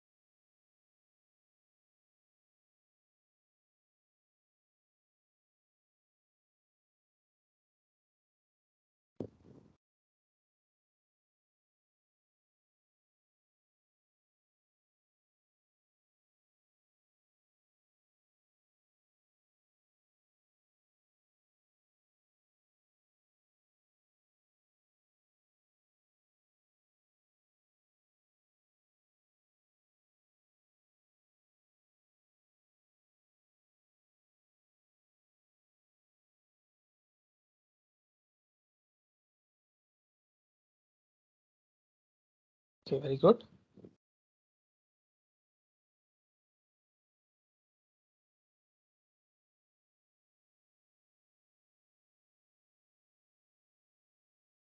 Attendance, I think we can take after 5. No issues. Yeah. Okay, very good, Raymond. Printed is getting for now. Praveen has a doubt. For the assignment, do we run these tests twice? I mean, one at pre-processing stage and then again at a data. Yeah. Yes, Praveen, no issues. Okay, we'll discuss that. Okay, I was thinking like maybe we can discuss this today. Anyway, as I inform you, we'll be discussing all these things by this week. If in case not today, we'll discuss it tomorrow. I'll be giving one particular what we call as then old sample, like a sample, okay, to just give us an idea about how we wanted to bring out our documentation, because documentation sometimes we have a doubt like how a document should come out, right?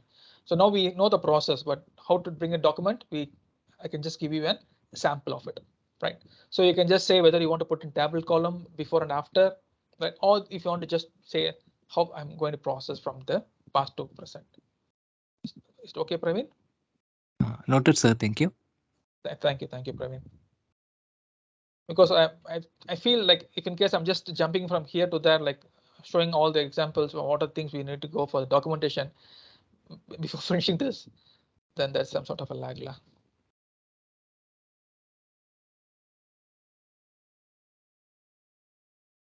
Is there from NG, is there any way we can get graph interpretation for today's lab? Yes, NG, you can get interpretation for today's lab. Okay, but I also want you to do some more research so that you can explain more things. Okay, in more in tune way.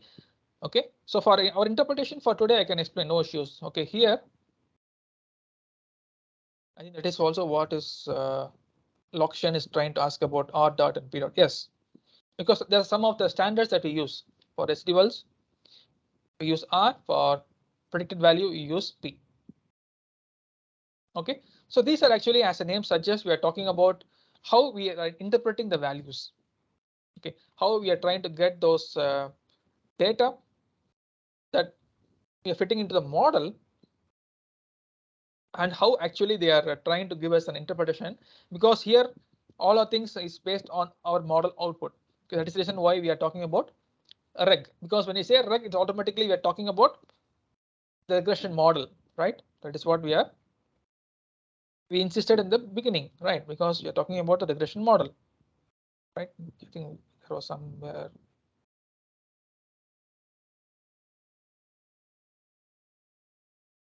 Right, it is all about regression models. So here when we're talking about residuals and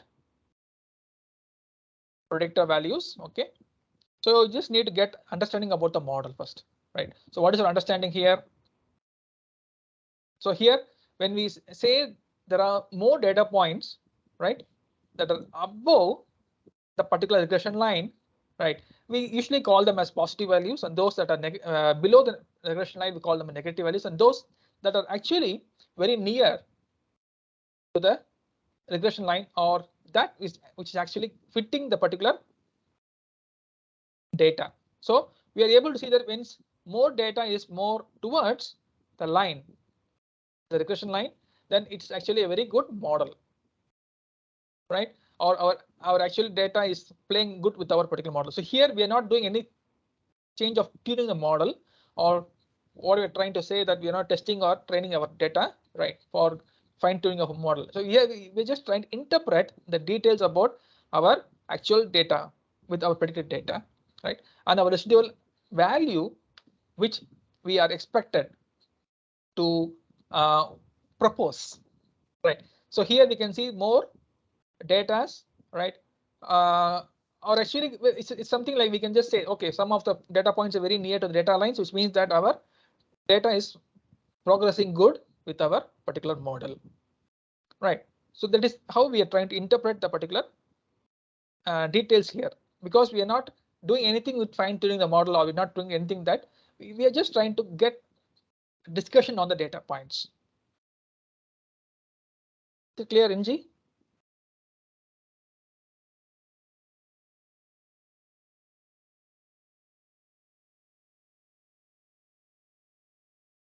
Okay, because when you start going with prediction of the data, our accuracy of the model and all those things, it gives more clarity into discussion on these things. But for now, you can just try to interpret how you're going to get your understanding about this particular graph. That's all.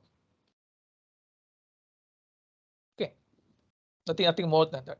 Very much towards our understanding about this particular thing. Similarly, we can go with the Pearson correlation.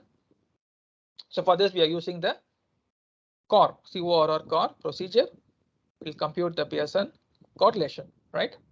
You can try to do this. So here we are trying to use Pearson correlation with proc core. So proc core data equal to pulse. The variables you're going to use is weight, pulse 1, right? So you can very well see the difference. There we are using y and x.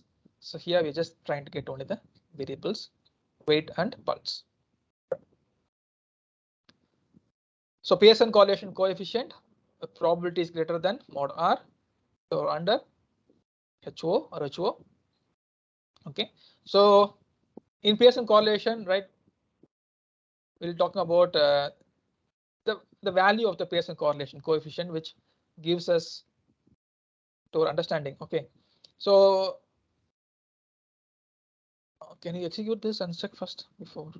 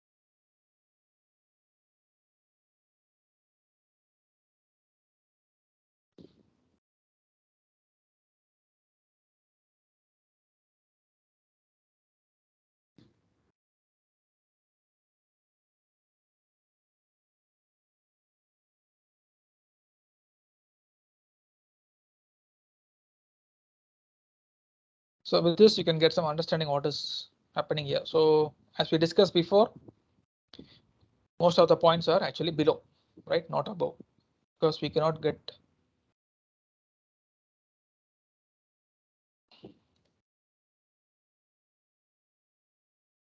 So it is all negative, not positive.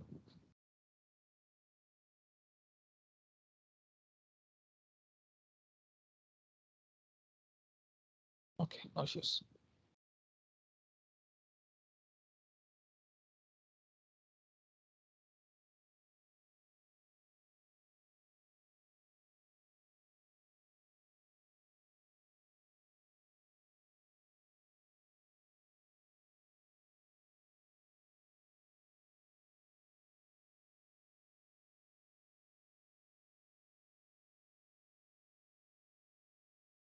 So here you can understand that probability of modulus R, right, which is the residual one, is actually under HO, right? That's the reason why you can get negative values, right? Okay, so just to make sure that we are knowing whether it is in the upper bound or the lower bound. Okay, so Sorry, sir. now The negative yes. value is something related to this chart. I posted inside the chat there. The chat. So because the chart looks like it's linear, leaning to the from top to the left bottom, right Yes, bottom. you're right. So Yeah, negative. yeah. Thank you, sir. Of course. That's the reason why even before we said based on the plot, residual plot on the predictive one, right? Just visually we are seeing that, okay, maybe most of the things tends to go with the regression line, but now when we see the value, it tells us, okay, even though it is very near, it is actually below the threshold, which means it is negative. Thank you, sir. Thank you all. Thank you all. So I think everyone is clear on this also. Thank you.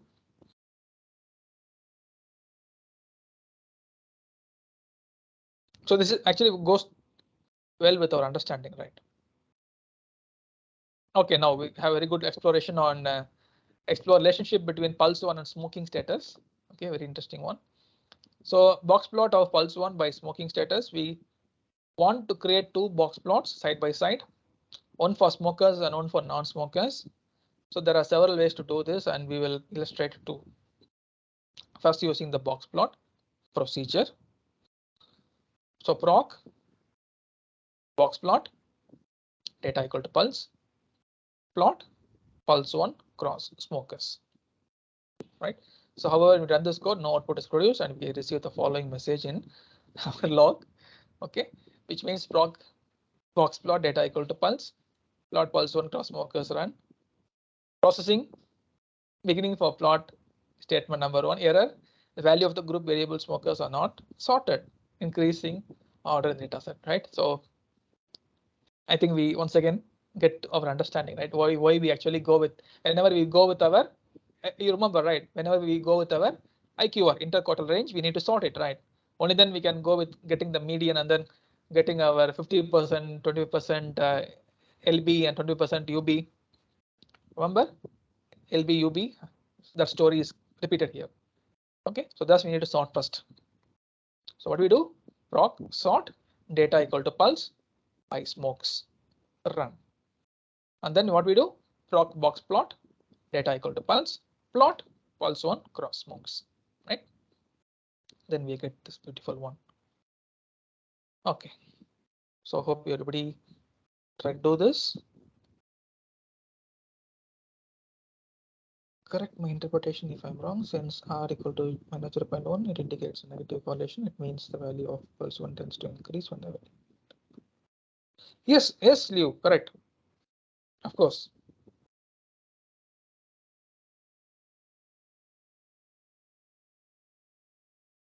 Okay, so this is how we need to get more clarity, right? More interpretation. Thank you, Liu.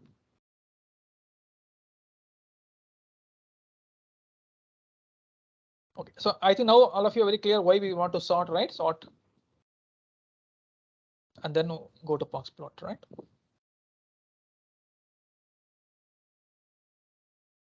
Doing this. Sort. What we want to sort? Data. What data? Pulse data. So what we do? We need to say by smokes, right? For that only we need to want to get right. So by smokes is one of the attribute, right? Smokes. Yes, we have smokes. We have smokes. We have pulse 1. We have pulse 2. Okay. So I'm checking the attributes. Remember, height, weight, age, gender, smokes, alcohol, exercise, right?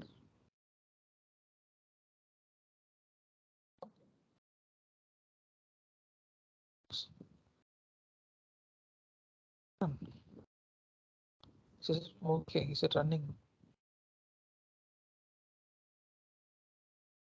Of course, no doubts.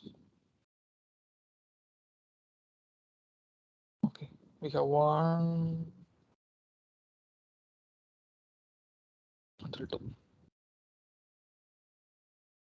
Now go with the box plot. How do we go with the box plot? Proc box plot.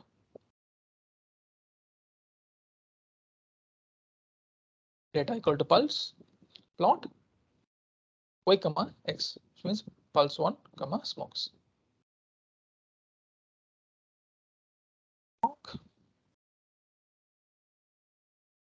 Box plot data equal to pulse. What should I do now? I want to plot something.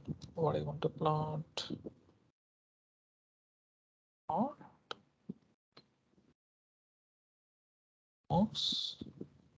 Smokes plus.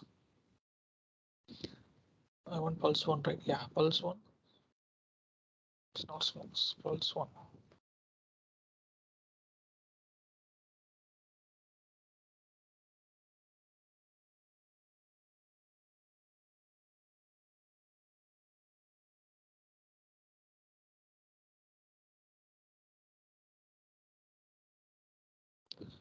Okay, very good. I'm getting it for 1 and 2. What is 1? What is 2?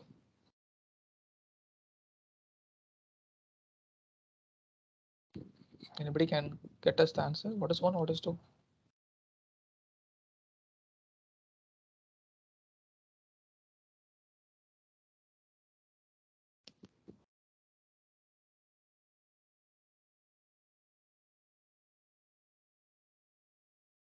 One is yes, 2 is no. Very good.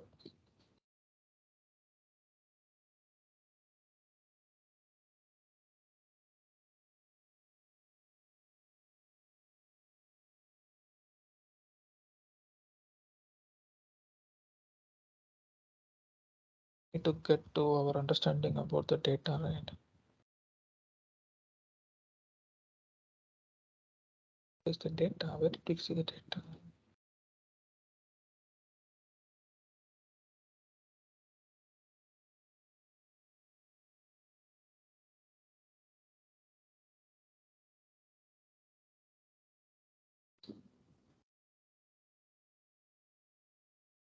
Yes, 1 is yes, 2 is no. 1 is male, 2 is female in gender. In smoke, 1 is yes, 2 is no. Alcohol, 1 is yes, 2 is no. Exercise, 1 is high, 2 is moderate, 3 is low. Right?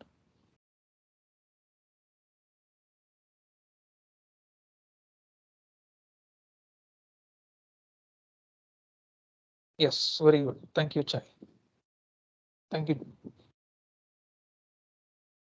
Yes, right, you're getting some interpretation here. Very good.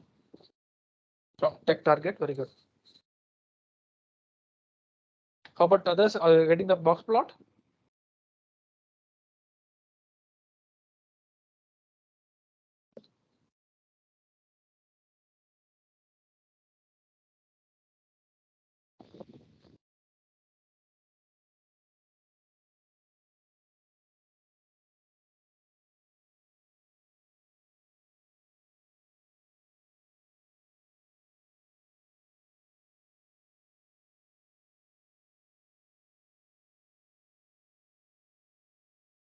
So those who got the box plot, you can put the output here.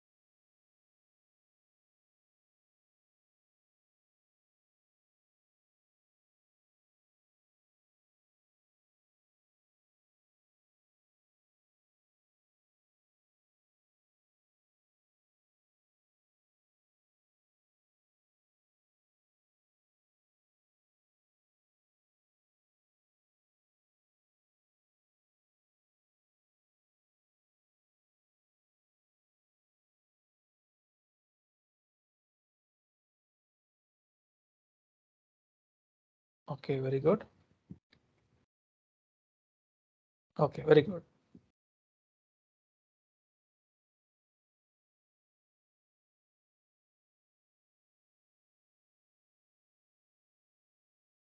So you can notice that in the upper whisker for smokers category 2, right?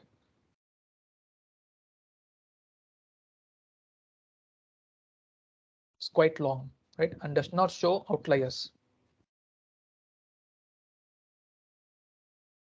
Like the box plot in section 3. Let's consult help and documentation for box plot. Right, because I think we already know some details about the median and mode, right? So you can just get the interpretation. So what you need to do is you need to get the values, like where is our particular line. So here you can see the line is somewhere near 150, the upper one, and the lower one is somewhere near 50, right? For 2, similarly for 1 it is something near 75, and for the upper bound is somewhere near 100, right? So here with what we discussed, right? So you need to go with the interpretation, how you can get the interpretation, right?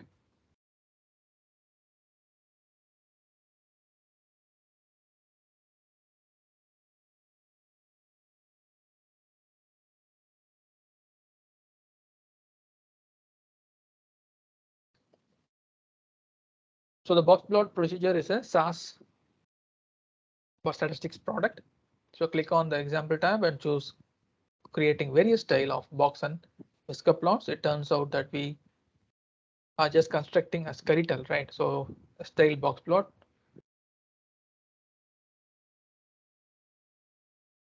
So this we call as a schematic box plot because we didn't specify the values, right? So we can specify that this using the box style schematic, right? So schematic option after a backslash in the plot statement will give us some more details, right? So when we see these things, we can see these are some outliers, right?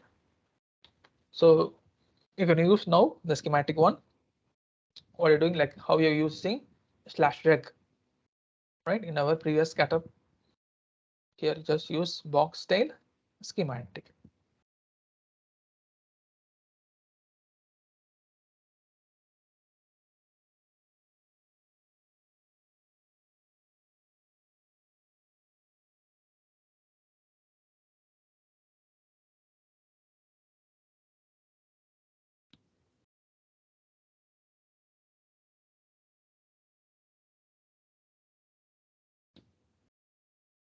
So you can very well see that in the value 2, you can see some outliers, right? So just try to find out what are the outliers and what is your interpretation of that.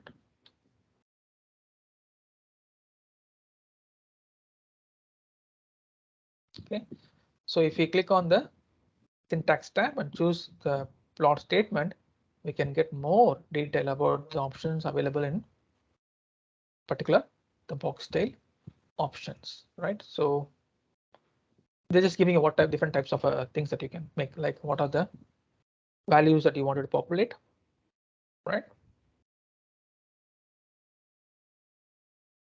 Sorry, sir. For the box plot, without schematic and with schematic, the difference is schematic will show us the this outliers, but without schematic, it won't show us the outlier. Is it? Yeah. So now we are trying to give more details about what are the things we can add on to it, because we know now how to draw a box plot. Now we are just saying /box tail equal to schematic, but it is not the only thing. We still have more things to explore, right? That is the reason why we have this documentation. With this documentation, we can explore many things. Thank you, sir. Because we can just like any HTML, we have more things to add on, right? You can use CSS to add on to it, right? Similarly here, you can add on to this to get more details with this particular documentation, right? So this one will help you more. And this is what I want. We just wanted to experience, right? So when you're doing an assignment, please do explore these things so that you can add on more things to your interpretation, right? And this is also a part of the ODS. I think you remember, right? Output delivery system, which means we have a template. That is the reason why I'm bringing you the example of HTML and CSS. CSS just to make sure that we are trying to have a good border, right? Good outline, and then just trying to explore more on the things of making something more to the user friendliness and also to give more details. Right, that is what is more to be needed for now. So for that, you need to use these things, right? And I'm also suggesting this, and I am also insisting you to do this research on that, because we have the basic now. We just need to add ons so that we can have more interpretation on that. Right? That is one of the main things we need to do. Right. Thank you, Wang, for your input here. Thank you, sir. How about others? Yeah. Thank you. How about others? Everybody are getting the things that you wanted to do, right?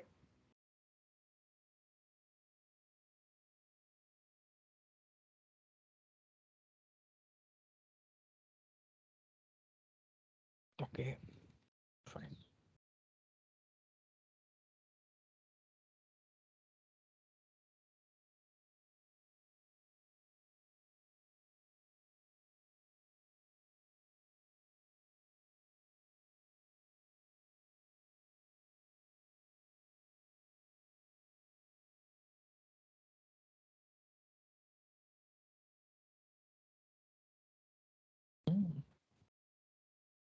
Good input.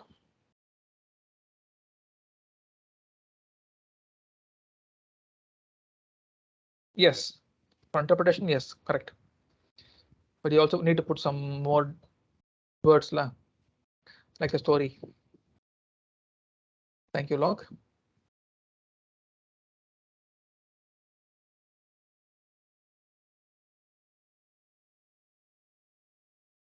Like based on the chart, right? What is the values, like what is the upper bound value, what's the lower bound value, and what is that we try to understand.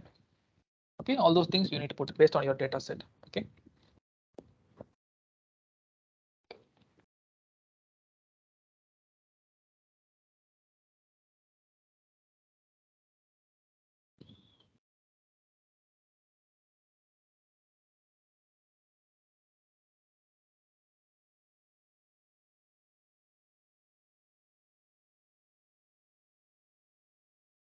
Okay, so now we are trying to use this SGplot. So we'll use this before going for the break.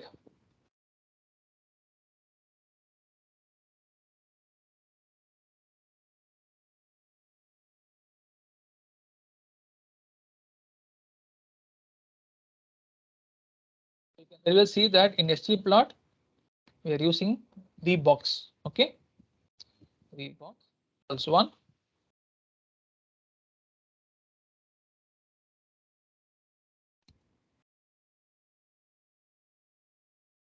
Box pulse 1 flash group equal to smoke. So we can first try this one.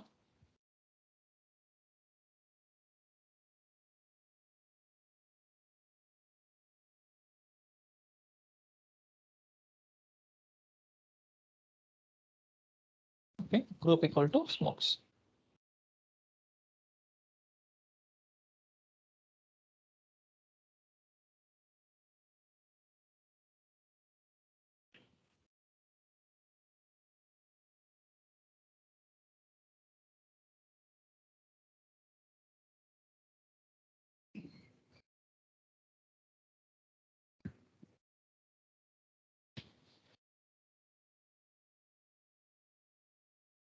Okay, so here we can get some more discussions on this, right? Like what is smoke 1, smoke 2, distinguishes.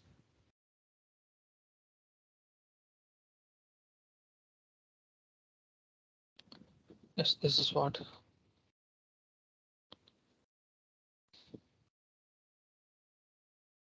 Okay, so you can do this after the break, no issues. We'll try to complete everything today. Or in case I don't want to rush anything. First, we have to make sure you are getting it more clear. Okay, how about from your group? I think everybody's getting this SGplot, no issues, right? Okay, class. So I'm sure all of you are very tired now. Okay. Thank you, Praveen. So we'll have the break. Okay. It's already 5. So we can start at 5:30. Is it okay? Is it fine? Very good. One is getting it, Shah is getting it. Good. Okay, so I'm sure all of you are getting it. If in case anybody having any doubts, right, please don't hesitate. Okay, thank you, class. Okay, please make sure that you are progressing well. So we'll meet at 5:30. Thank you.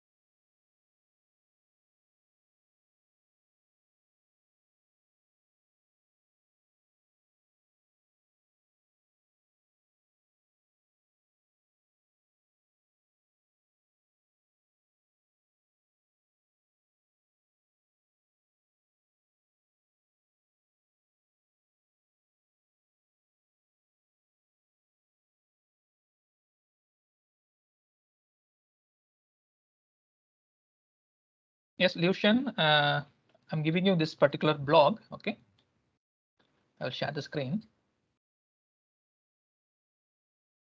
What you're trying to highlight is a very good point,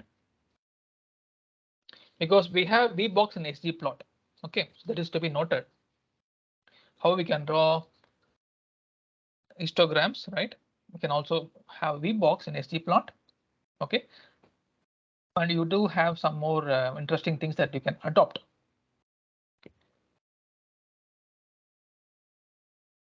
So this is actually a official blog from SAS.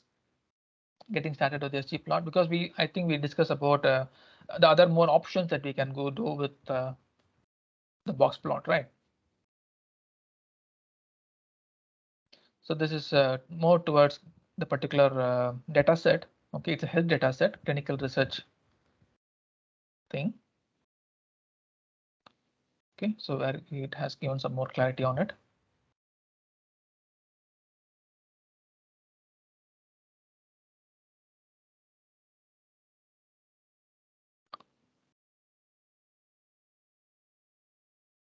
So here we do have some 3D scatter plots. Okay, so this is a very interesting blogs. Okay, blog of SAS. To be noted, it's not so complicated. It's very easy, simple codes. Okay, only thing is that we need to understand the logic behind it, nothing more than that.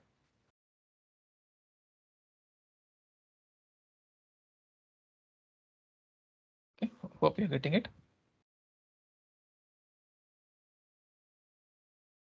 Yes, thank you, Liu. Yeah.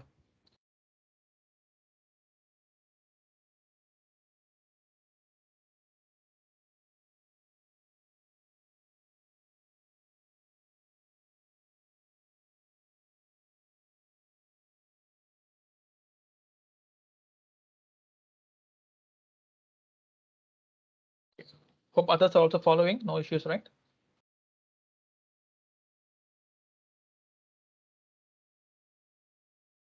Okay. How many of you have completed this code?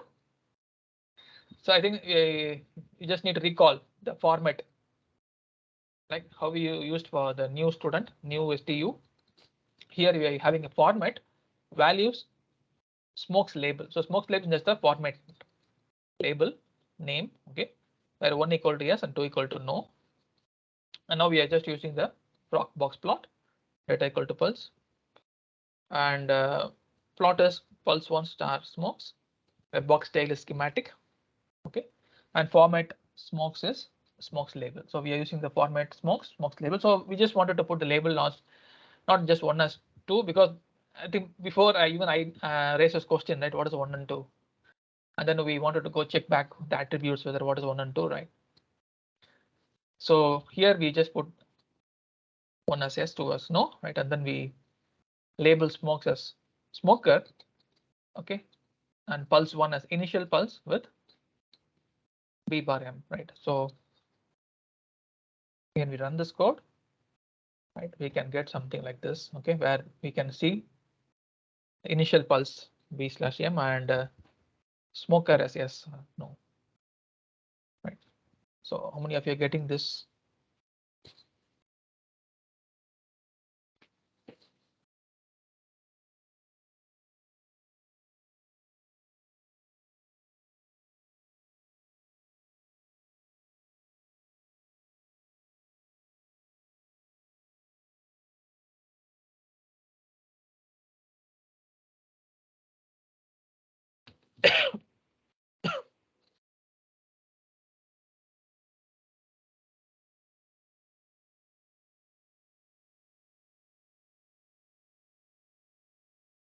Okay, very well.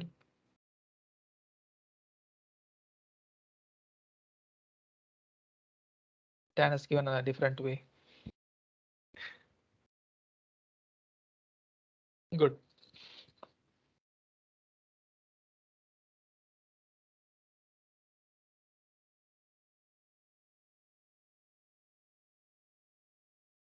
Thank you, Tan. Thank you, Liu.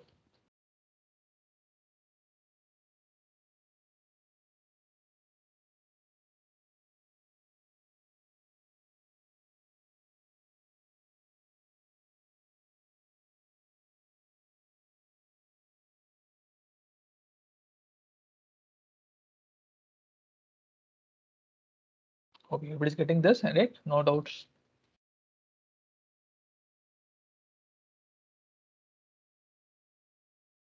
So now for descriptives, right, we will also want to compute descriptive measures, right? So such as the mean and standard deviation of pulse 1 for each state.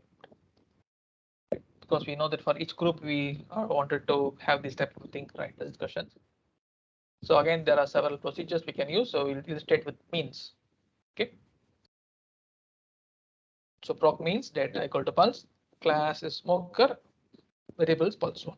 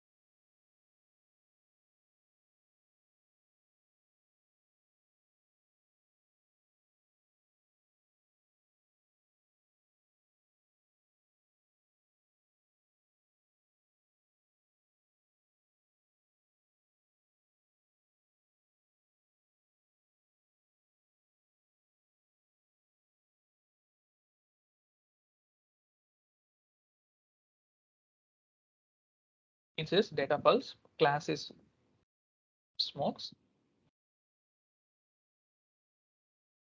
What variable we want? We want it as pulse 1, right?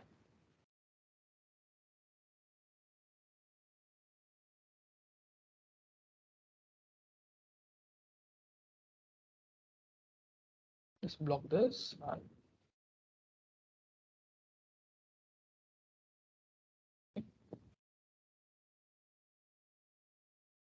So for the class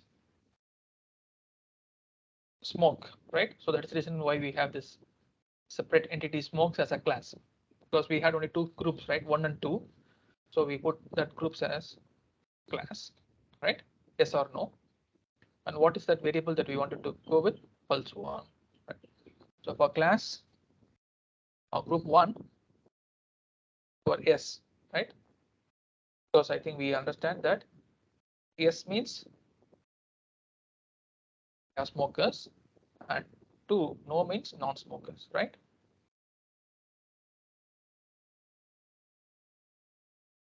Okay. So result says that for 1, for smokers there are only 11 smokers, right? And the mean is somewhere 77, standard deviation is 9, right? And then we have some interpretation that we need to observe. So what is it that we are trying to get here, right? When you have this standard deviation, okay, and when you have this mean, are we able to do some interpretations, right, with the pulse? So we just need to know what is the health, what is the actual good pulse, right? So we know that there is some sort of an equal value that is to be understood to give an interpretation of whether we are able to say that it is too obvious that it is not provided here, right? Or how we are trying to put it as in terms of our descriptive way of writing it.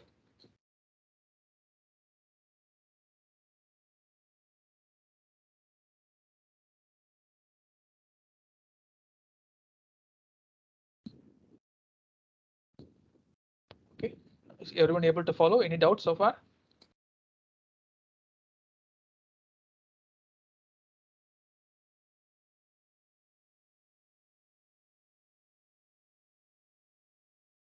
Yes, class, can you hear me?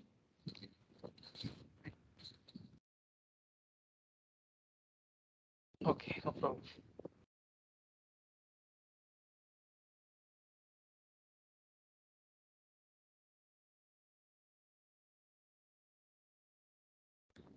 Sure, some of them are already become tired.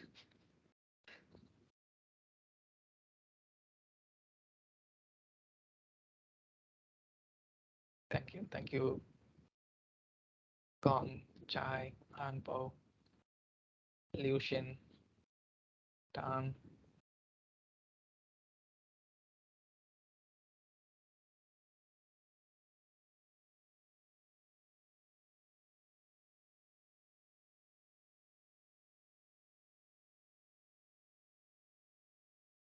Okay, fine, good.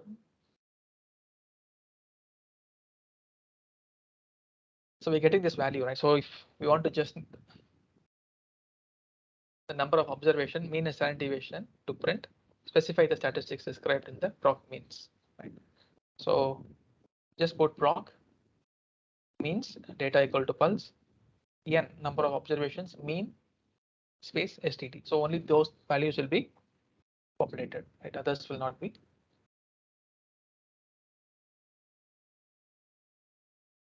That is what.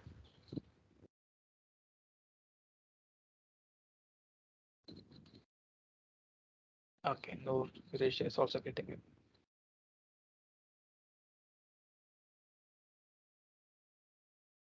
Very good, Praveen.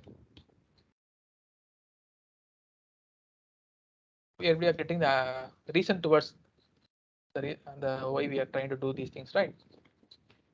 Okay. So similarly, a list of statistics available can be found in help. Okay, so please do take time to explore these things. Okay,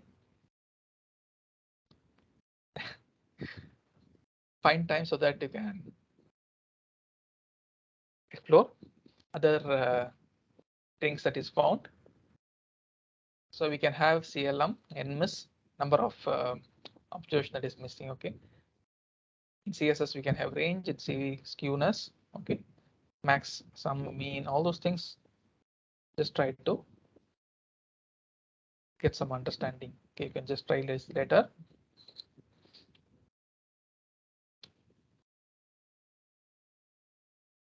Okay, so we can have one particular t-test. Okay, t-test, the t-test procedure can implement t-procedures for independent and valid samples, right?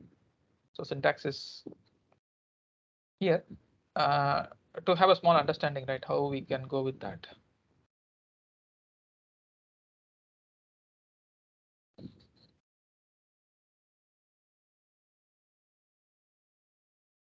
Yes, others are also, I'm sure they're getting it.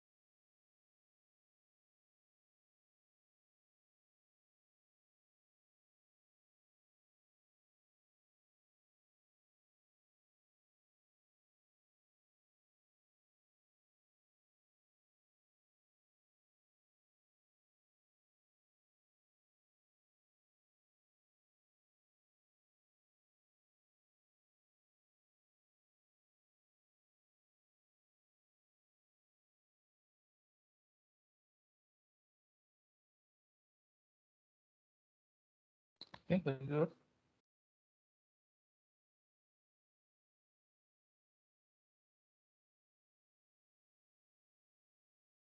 So for the pulse run, Smokes method and mean distributions and the minimum.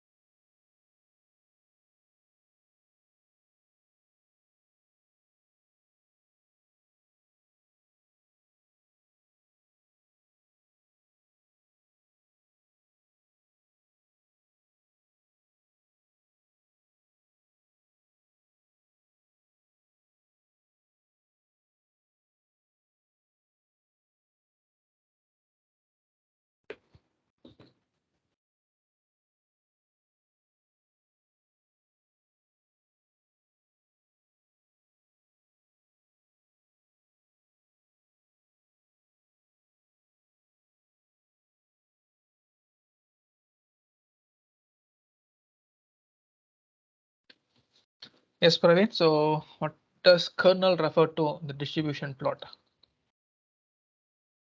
Right. So we have these two things here, right, to take note of. So one is normal, another one is kernel, right? So regarding the t-test, right, there are actually what we call as the two sample set that we are trying to understand, or two sample sets same or related, right? If in case yes, we are going with the paired dependent t-test, and if it is no, then there are the two sample sets of the same size. Then if you are going with the equal variance independent t-test, and do the two sample set have the same variance, right? So we need to check the variance, and then if it is saying yes, then we go with the equivariance independent test, or we go with the unequal variance independent test. So this is one way of trying to get which particular type of a t-test we are looking into. Okay, and also getting the distribution structure, right? One sample t-test. So we are trying to get whether is there a difference between a group and the population. Right. And similarly, if in case we want to go with independent samples, what we're trying to see is there a difference between the two groups? Okay, and similarly, a paired sample t-test will give us the is there a difference in group between 2 points in some sort of a time. So that is the reason why we're putting it as a paired sample t-test. Okay.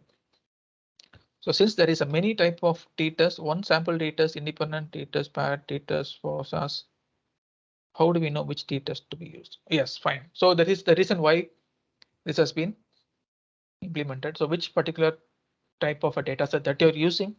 Okay, so the relevance brings to you the understanding of which particular t-test you're going to use. It's a clear log. Loction.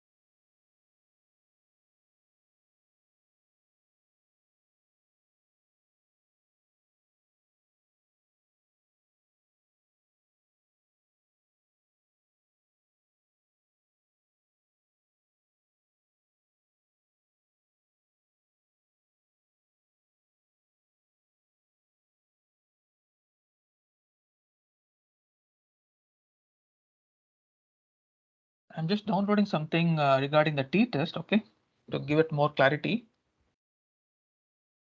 Because what we are trying to get is a simple t-test, okay, the oral idea. Okay, so to get detailed t-test, I'm just downloading it for you. Just bear with me a minute.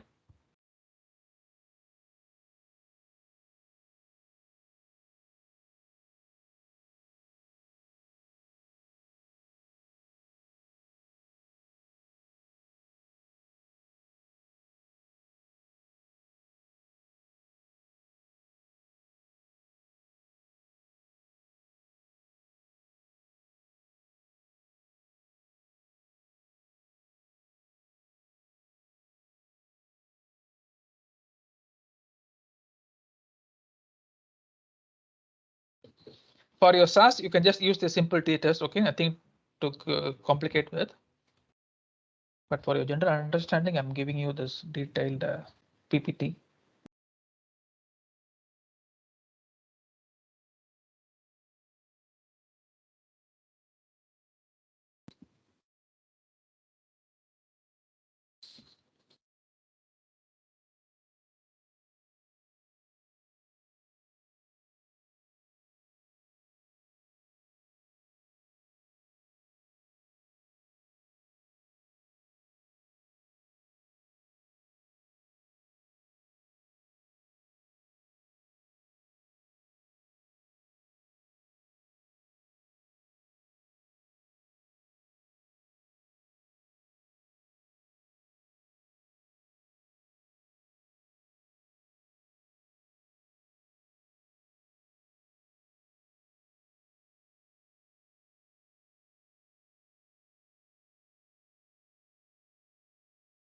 So I want all of you to go through this particular PPT for the t-test, okay?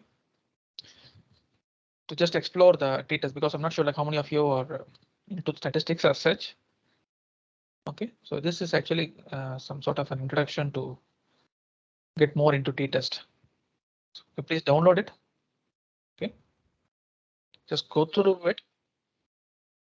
In case you have doubt, we can discuss this next class tomorrow. Sure, no issues. But I just want you to get an understanding, okay, as a beginning.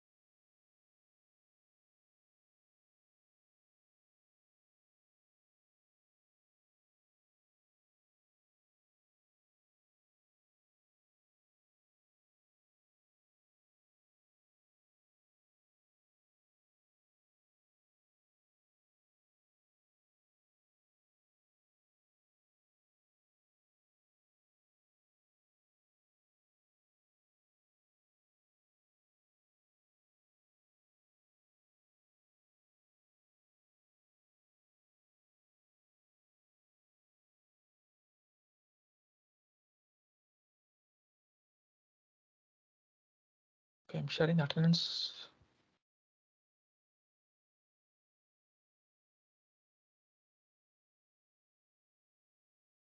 Please mark your attendance.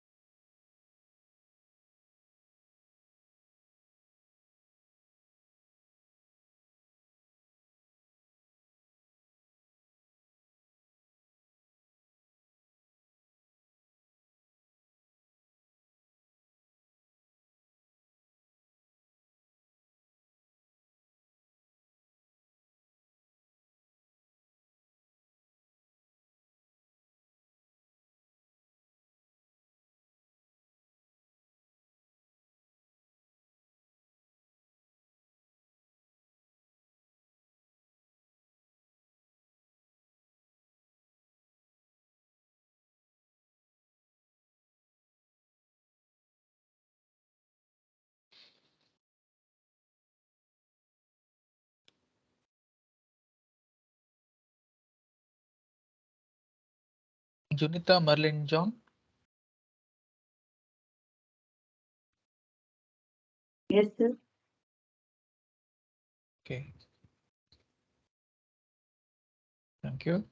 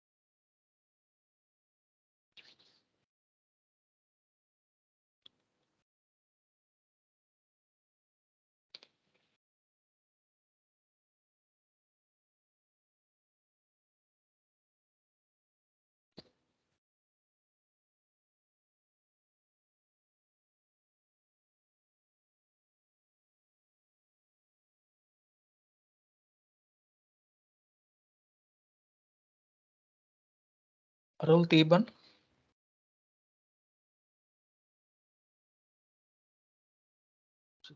Khalid.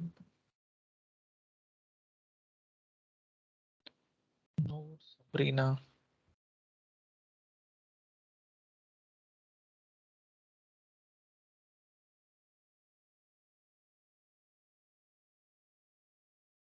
I can see Arul Teban here, but not answering. Arul Teban.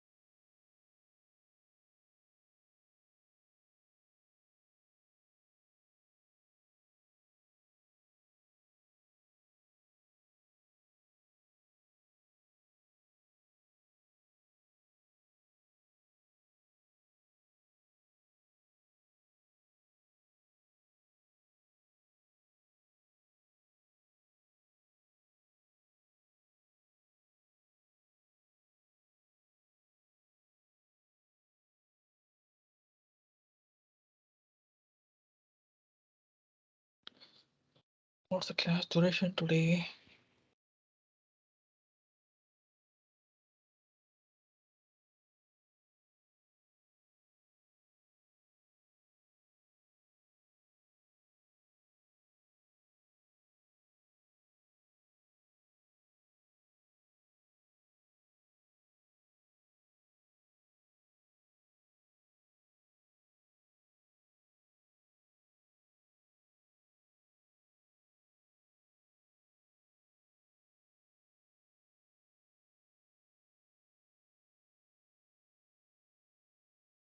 Chu Park.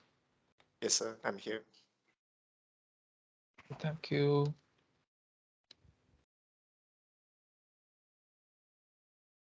I think maybe for ODL I need to take 2 attendances, is it? After 6 once again. Or maybe I can just try it here. ODL.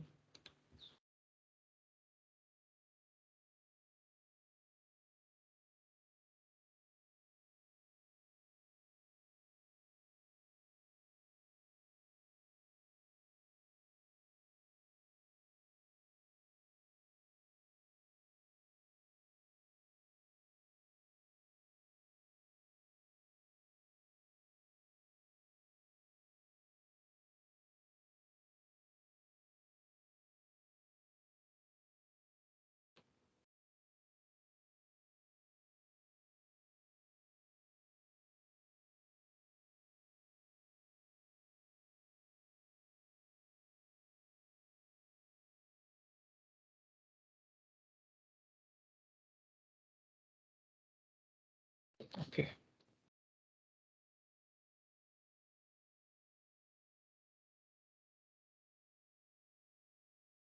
I'm sure now other class will have this much of cohorts, no issues.